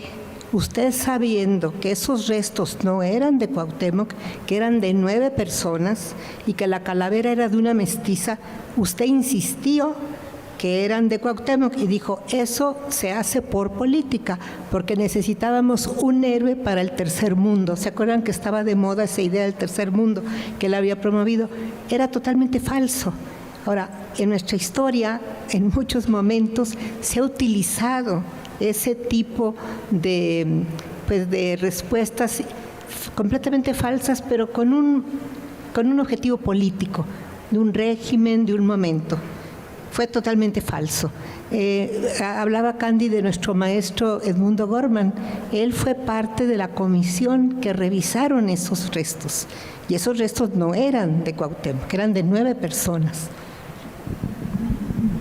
Y sin embargo, Echeverría prácticamente obligó casi al doctor Litvak a que retomara ese proyecto. Actualmente viene de nuevo este descubrimiento del ancla en el puerto de Veracruz, y a partir de ella viene toda la celebración de que se hallaron los navíos de Cortés. Efectivamente, se hallaron los navíos de Cortés, y qué importancia tendría encontrar los navíos de Cortés. Bueno, quizá ahí lo interesante es que todos hemos dicho que se quemaron las naves. No se quemaron, porque no eran tontos. Más bien lo que sí las desmantelaron, y con mucho de la madera y de todo lo que pudieron, construyeron lo primero que existió en la villa Villa Rica de Veracruz. Digo, algo pudo haberse caído en el mar, pero en realidad ellos ocuparon todo lo que pudieron de material, lo usaron en las primeras chozas, en lo primero que construyeron. Entonces es un decir, es una metáfora que quemó las naves, no las quemó, ¿verdad? Miren, hay muchos casos, ahorita tenemos varios. Al mismo Echeverría le preguntamos, le dijimos, ¿cómo se le ocurrió en 1971 por decreto usted decir que el único consumador de la independencia era Vicente Guerrero, señor? Cuando sabe usted muy bien que no. Y que usted fue a Iguala, se lo dijimos así como se lo estoy diciendo yo aquí, usted fue a Iguala y le prohibió a quien le hizo el discurso, que sabemos quién se lo hizo, que hablara de Iturbide en Iguala, y que dijera, solamente hablara de Vicente Guerrero, que no estuvo en Iguala el 25 de febrero y que tampoco escribió ni hizo el plan de Iguala. Entonces, y nos dijo, eso se hace, pues, como diciendo, se estaba riendo con nosotros. Entonces, bueno, ahí lo que estamos viendo es el político que cree que puede hacer lo que quiera.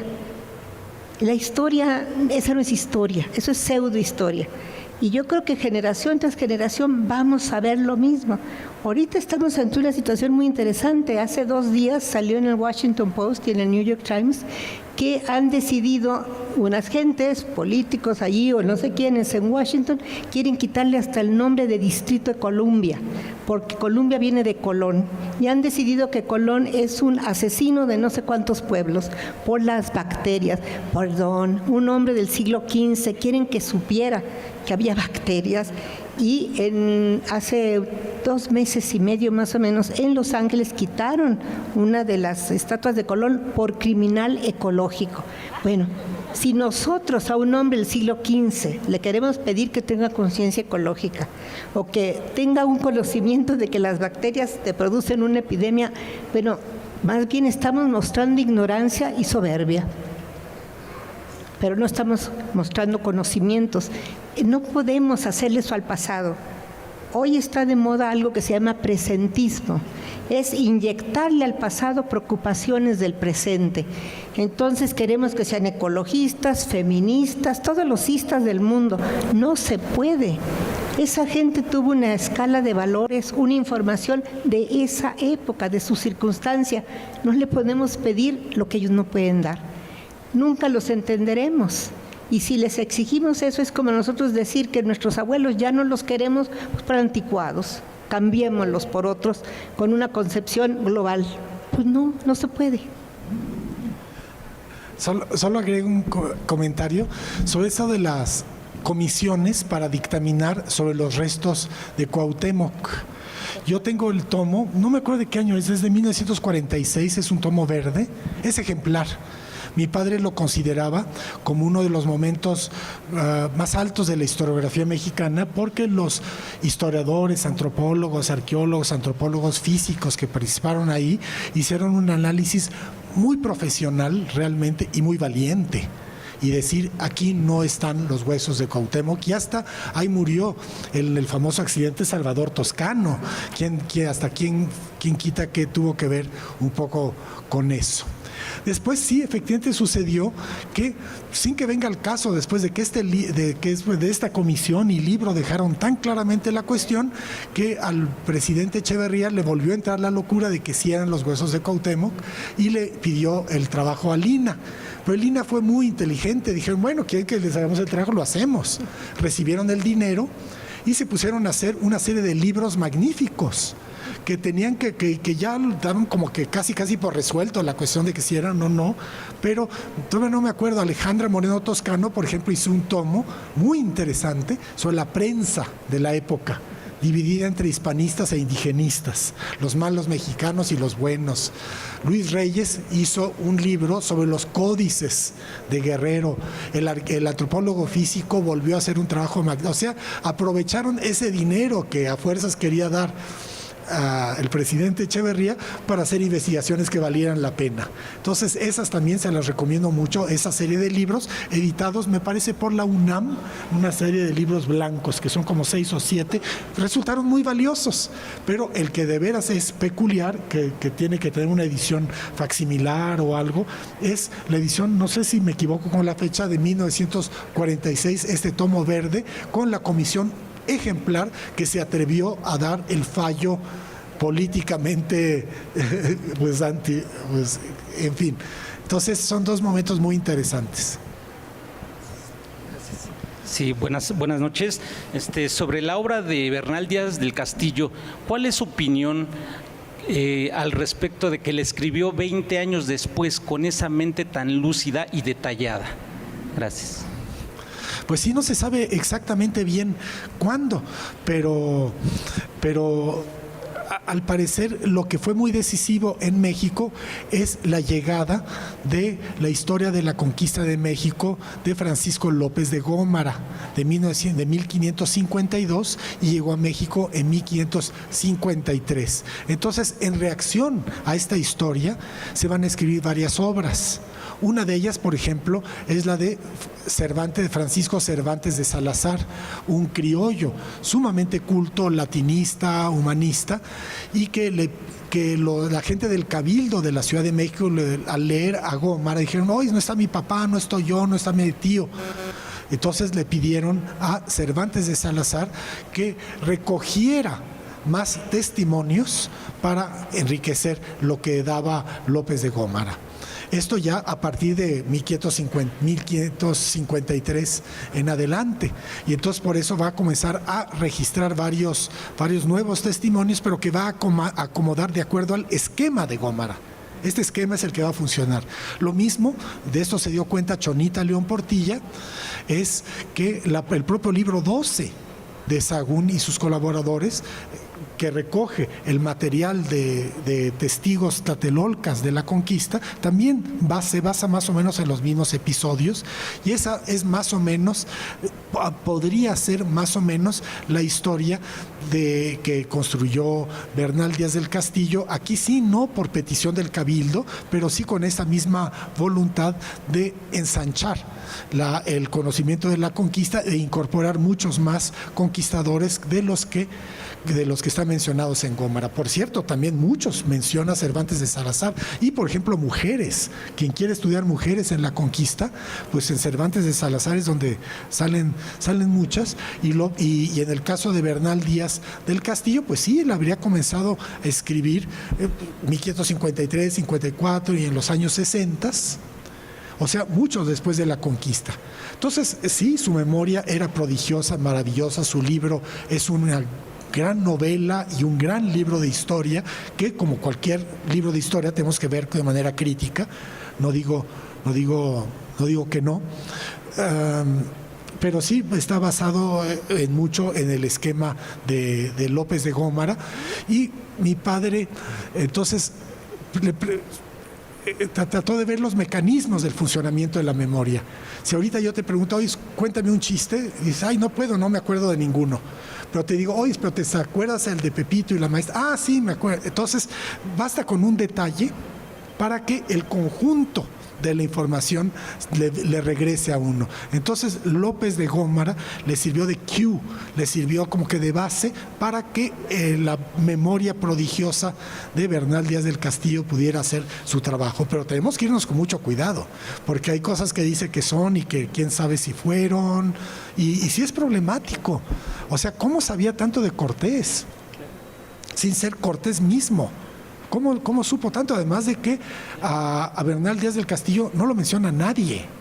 Él menciona a todo el mundo, pero búsquenlo ustedes en las crónicas de la conquista. Nadie menciona a Bernal Díaz del Castillo. Y de puro churro apareció este documento del 20 de junio de 1519, la petición del pueblo, de la comunidad de la Veracruz al Cabildo, con firma de 350 conquistadores, entre ellos la firma de Bernal Díaz, sin el Castillo, sin el del Castillo todavía, pero aparece su firma. O sea, al menos ya sabemos que existió, y es ganancia. Pero cómo pudo saber todo lo que supo, todavía es un enigma, y que nos lo estamos preguntando gracias a Duverger, pese a la paliza que le están poniendo todos los historiadores.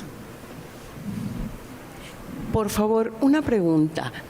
¿Qué tan importante fue Jerónimo de Aguilar en comparación con la asistencia que recibió de la Malinche en la traducción a los textos de maya? Bueno, ya saben de Jerónimo de Aguilar, es el que Cortés y los suyos, cuando pasan por Cozumel, por segunda vez el año pasado había estado Grijalva ahí, y ya sabía por las instrucciones que recibe Cortés de Velázquez, ya sabía que debía de buscar a unos náufragos. No es que se los encontrara, los buscaba y preguntó por ellos, y él fue el primero que llegó, y él hablaba pues maya, yucateco y español, y todos conocemos el tándem de traductores que se estableció con doña Marina, que por cierto no hablaba maya yucateco, hablaba más bien maya chontal de Tabasco, y sin embargo son comprensibles porque los dos son puertos, entonces se hablan muchas variedades del maya. Y por eso es que se pudo también darse ese conocimiento mutuo de las dos variedades del náhuatl. Jerónimo de Aguilar, pues sí funcionó en este equipo, pero solo hasta que doña Marina aprendió español. Además, pues por ahí Juan Cano, ¿se acuerdan? Ya les mencioné su obra anticortesiana, el marido de doña Isabel Moctezuma.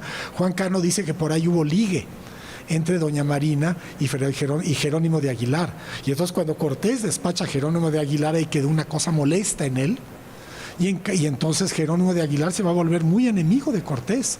Vean ustedes el juicio de residencia de Cortés, Jerónimo de Aguilar lo ataca a Hernán Cortés. Ahí un asunto no resuelto que tenemos que ver qué fue realmente lo que pasó. Ahora bien, la parte de doña Marina, como ya se los mencioné, es infinitamente, es muy muy grande, era una mujer de una inteligencia superior, supongo que su belleza también fue muy muy grande, y como hijo de caciques nahuas veracruzanos, pues se resentía mucho la opresión de los mexicas, tenerles que pagar impuestos y todo eso, y el hecho de que sus papás la hayan vendido o regalado, estos mercaderes que la acabaran llevando hasta Tabasco, pues sí fue fraguando su conciencia y realmente sí pudo haber tenido un interés, un conocimiento muy grande de las complejidades políticas del imperio mexica y del odio que le podían tener a los mexicas señoríos sometidos a los mexicas, como los de Zempoala, o señoríos enemigos de los mexicas, como los de Tlaxcala o de Michoacán. Entonces ella sin duda que fue muy importante en darle todo este conjunto de claves a Hernán Cortés. Por cierto, que Hernán Cortés no se llamaba Hernán Cortés. En todos los documentos de la época dice Fernando Cortés o Hernando Cortés. Todavía no lo logro averiguar bien, creo que eso de Hernán es más bien del siglo XVII, todavía Torquemado dice Fernán o Hernando, y ya Solís ya dice Hernán de vez en cuando. Tengo la impresión que por ahí va. Entonces a veces tal vez es sano decir Fernando Cortés, nomás para cambiarle el nombre y de esta manera cambiarle también la imagen. Buenas noches, doctor. Mi pregunta va hacia una reflexión un poco más general, y es, así como en 1992 se dio la coyuntura de una nueva historiografía en manos de su padre por esta celebración de los 500 años de la llegada de Colón, ¿qué es, según su opinión, qué coyuntura podría, o más bien debería darse a partir de este 8 de noviembre de 2019 en la historiografía? Bueno, es algo que debimos de haber aprovechado el quinto centenario, pero desde antes. En realidad se nos fue feísimo el 2017, el primer viaje de Hernández de Córdoba que llega a Yucatán.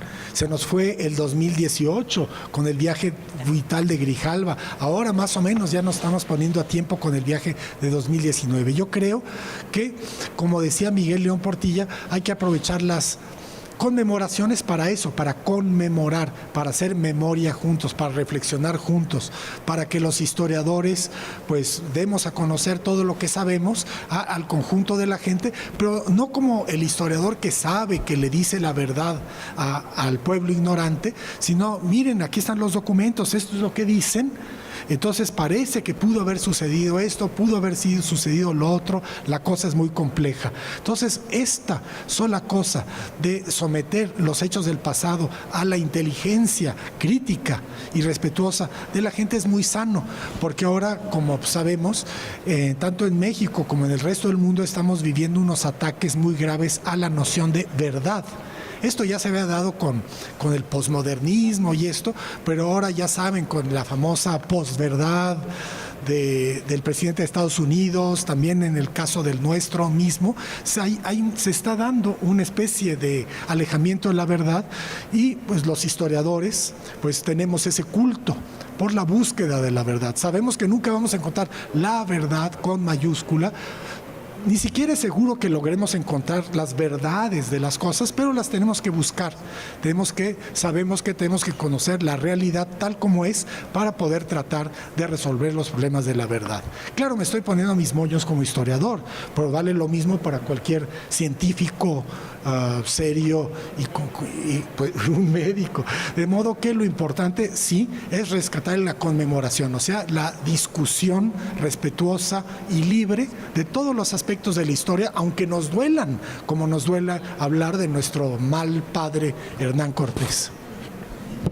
Profesor, voy a ser muy breve. Soy estudiante de Historia de la ENA, pero volviendo al tema de la Malinche, me llama ahorita mucho la atención el lugar de origen de donde ella era. He visto que se menciona mucho que es el pueblo de Olutla. Sin embargo, el nombre correcto del pueblo es Oluta, Cinclá. Queda a unos kilómetros de Coatzacoalcos. Se lo menciono porque yo soy de ahí. Pero bueno, siguiendo en este tema, ¿qué importancia tiene la Malinche en la conquista, pero desde el aspecto de la investigación? Porque se ha sabido muy poco del personaje. O sea, como esta cuestión del origen, que no se sabe bien exactamente, como que es algo nublado, y con las lagunas que también hay en la conquista, ¿no? Y por ejemplo, los personajes como la Malinche, que fue mal vista en el siglo XIX por querer construir una nación y que se le tachó de traidora.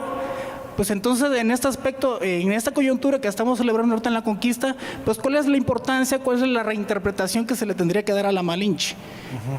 Bueno, felizmente ya eso de que era traidor y todo eso, pues ya es algo que felizmente ya se está superando. Ya todos sabemos de que no era mexicana, no traicionó a México, estaba en este pueblo veracruzano, probablemente Olutla o Oluta, no importa el cambio de TL y eso, pues hay cambios regionales, se van dando cambios en el tiempo. Es lugar de elotes. Olotla, ¿no? De elotes o de olotes, aunque en su escudo de armas viene un elote. Todavía ese asunto no lo veo bien claro, pero recuerdo muy bien, tú las de conocer, pues la estatua preciosa de Doña Marina que está ahí en el pueblo de Olutla, cerca del pueblo de Coatzacoalco. Esa es la S, no sé exactamente en qué momento la agregaron. En cuanto a la Malinche como tal, a Doña Marina como tal, pues sí se ha avanzado un poco. Por ejemplo, esto que les he dicho, que no sabemos cuál era su nombre prehispánico, eso de decir se llamaba Malinali, quién sabe. Hasta si hubiese nacido en un día Malinali, la hubiesen cambiado de día porque era un día infausto. Le hubiesen dado un dinero a los sacerdotes para que digan que nació otro día. Entonces, eso en cuanto a Malinali.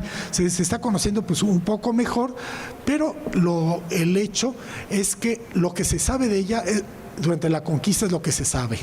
O sea, no creo que no está saliendo información nueva. Sí hay información nueva de archivo, me refiero a Doña Marina ya después,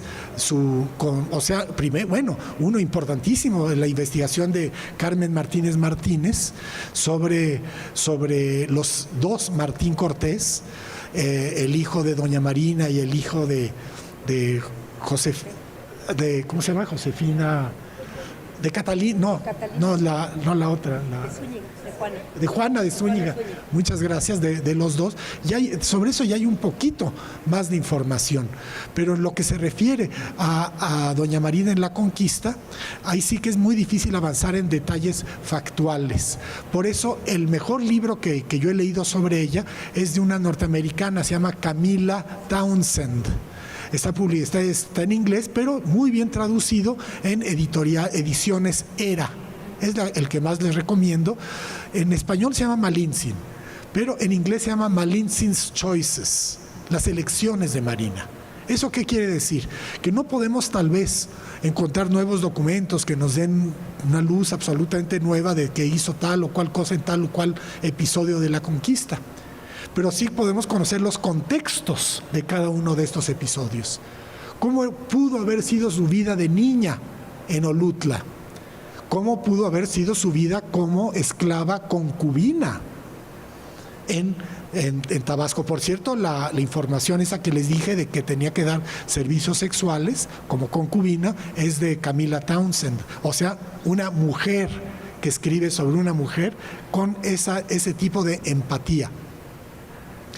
Y cómo pudo haber sido ya las opciones que tenía Doña Marina en cada uno de los momentos de la conquista. Entonces, por eso esa perspectiva existencialista, me atrevería a decir sartreana, de las elecciones de Doña Marina. Como dice Sartre, no podemos elegir nuestra situación, pero sí podemos elegirnos en nuestras situaciones. Y lo que sí avanza Camila Townsend es ver las opciones que tenía en cada momento Doña Marina para decidir libremente actuar de una manera o de otra. Y ya les dije lo que siento que pudo haber sido su mensaje básico.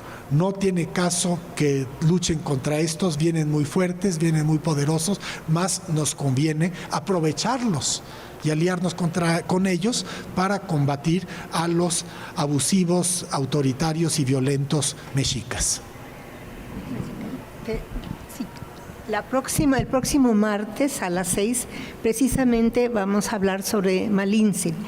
Quien nos va a hablar de ella, nos va a hablar, y es un tema muy interesante, se llama Malintzin, del archivo a la pantalla, porque ella es escritora, cineasta, y me platicaba que tuvieron que trabajar mucho buscando documentos en todos los archivos posibles, recorriendo la geografía que ella vivió para poder más o menos acercarse a ella, por lo mismo que tú decías, no hay tantas fuentes, no es tan fácil, pero ella nos va a platicar toda la investigación que hicieron precisamente en archivos, a ver si dilucidaban muchas cosas sobre ella que quedan un poco en la oscuridad. Entonces la próxima vez están todos invitados. Patricia Arriaga, que hizo un documental muy importante e interesante, con mucha empatía a la figura de la Malinche.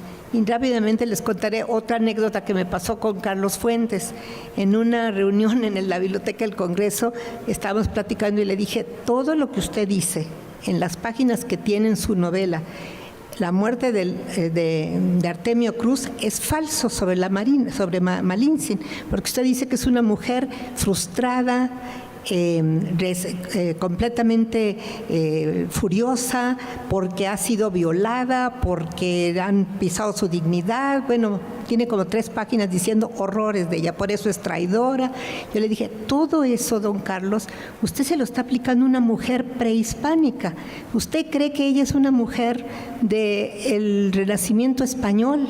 Cristiana, con valores de cristiana. Ella es una mujer de comunidad. La comunidad decide lo que ella es.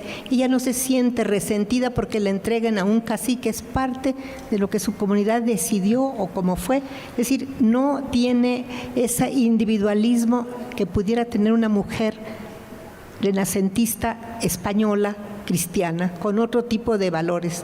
Para ella quizá la castidad no es el gran valor. Lo es para una mujer quizá cristiana del medievo español o del Renacimiento español, pero no para Marina. Y usted no la entiende. Y me dijo, mira, mijita, los historiadores tienen que probar todo. Yo no tengo que probar nada. Eso fue lo que me dijo. Y su cuento sobre los dos Martín, el Martín criollo y el Martín mestizo, también es malísimo. Pues sí, porque no los conoce. No los conoce. También cuando hizo El espejo enterrado, el Smithsonian nos llamó a 6 historiadores allá en Washington para que revisáramos su guión. 95% de lo que decía estaba equivocado. Morelos había sido ahorcado. Yo le dije, don Carlos fue fusilado en Ecatepec el 22 de diciembre de 1815. Mira, igual se murió, me dijo.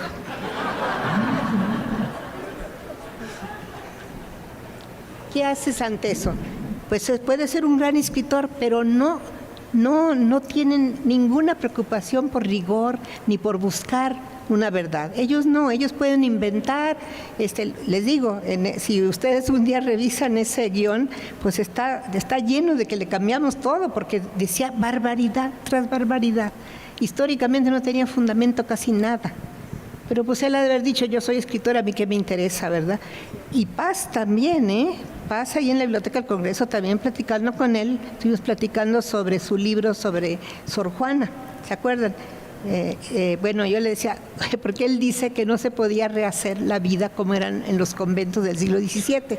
Vean allí en las trampas de la fe lo que dice. Yo le dije, ¿cómo que no, don Octavio? Si usted va a los archivos va a ver que todos esos conventos de la época virreinal, para entrar una niña, una mujer a esos conventos tenía que saber leer, porque en los conventos se leía continuamente todos los días rezando, leían en latín.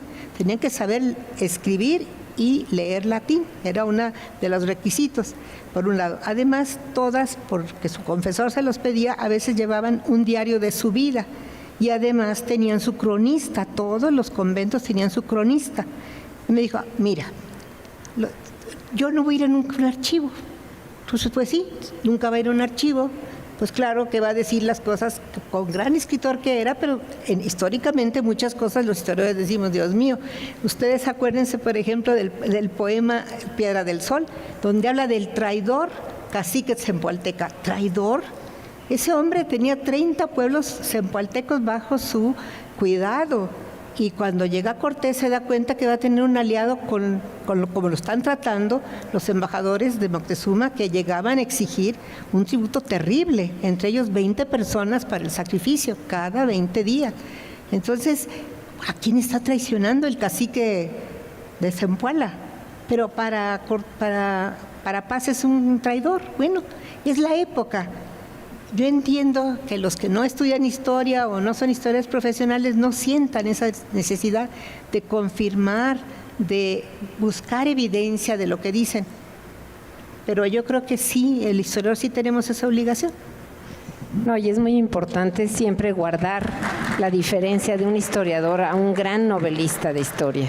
Sí, que siempre, cuando tomen ustedes un libro en sus manos, primero tengan la certeza si es de historiador o de literato, porque eso muchas veces cambia las cosas y a veces deforma también las cosas.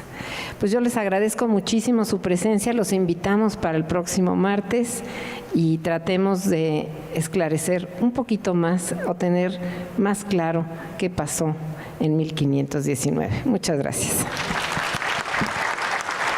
Quiero que me firmes que me gustó muchísimo. Adiós. Tú participaste.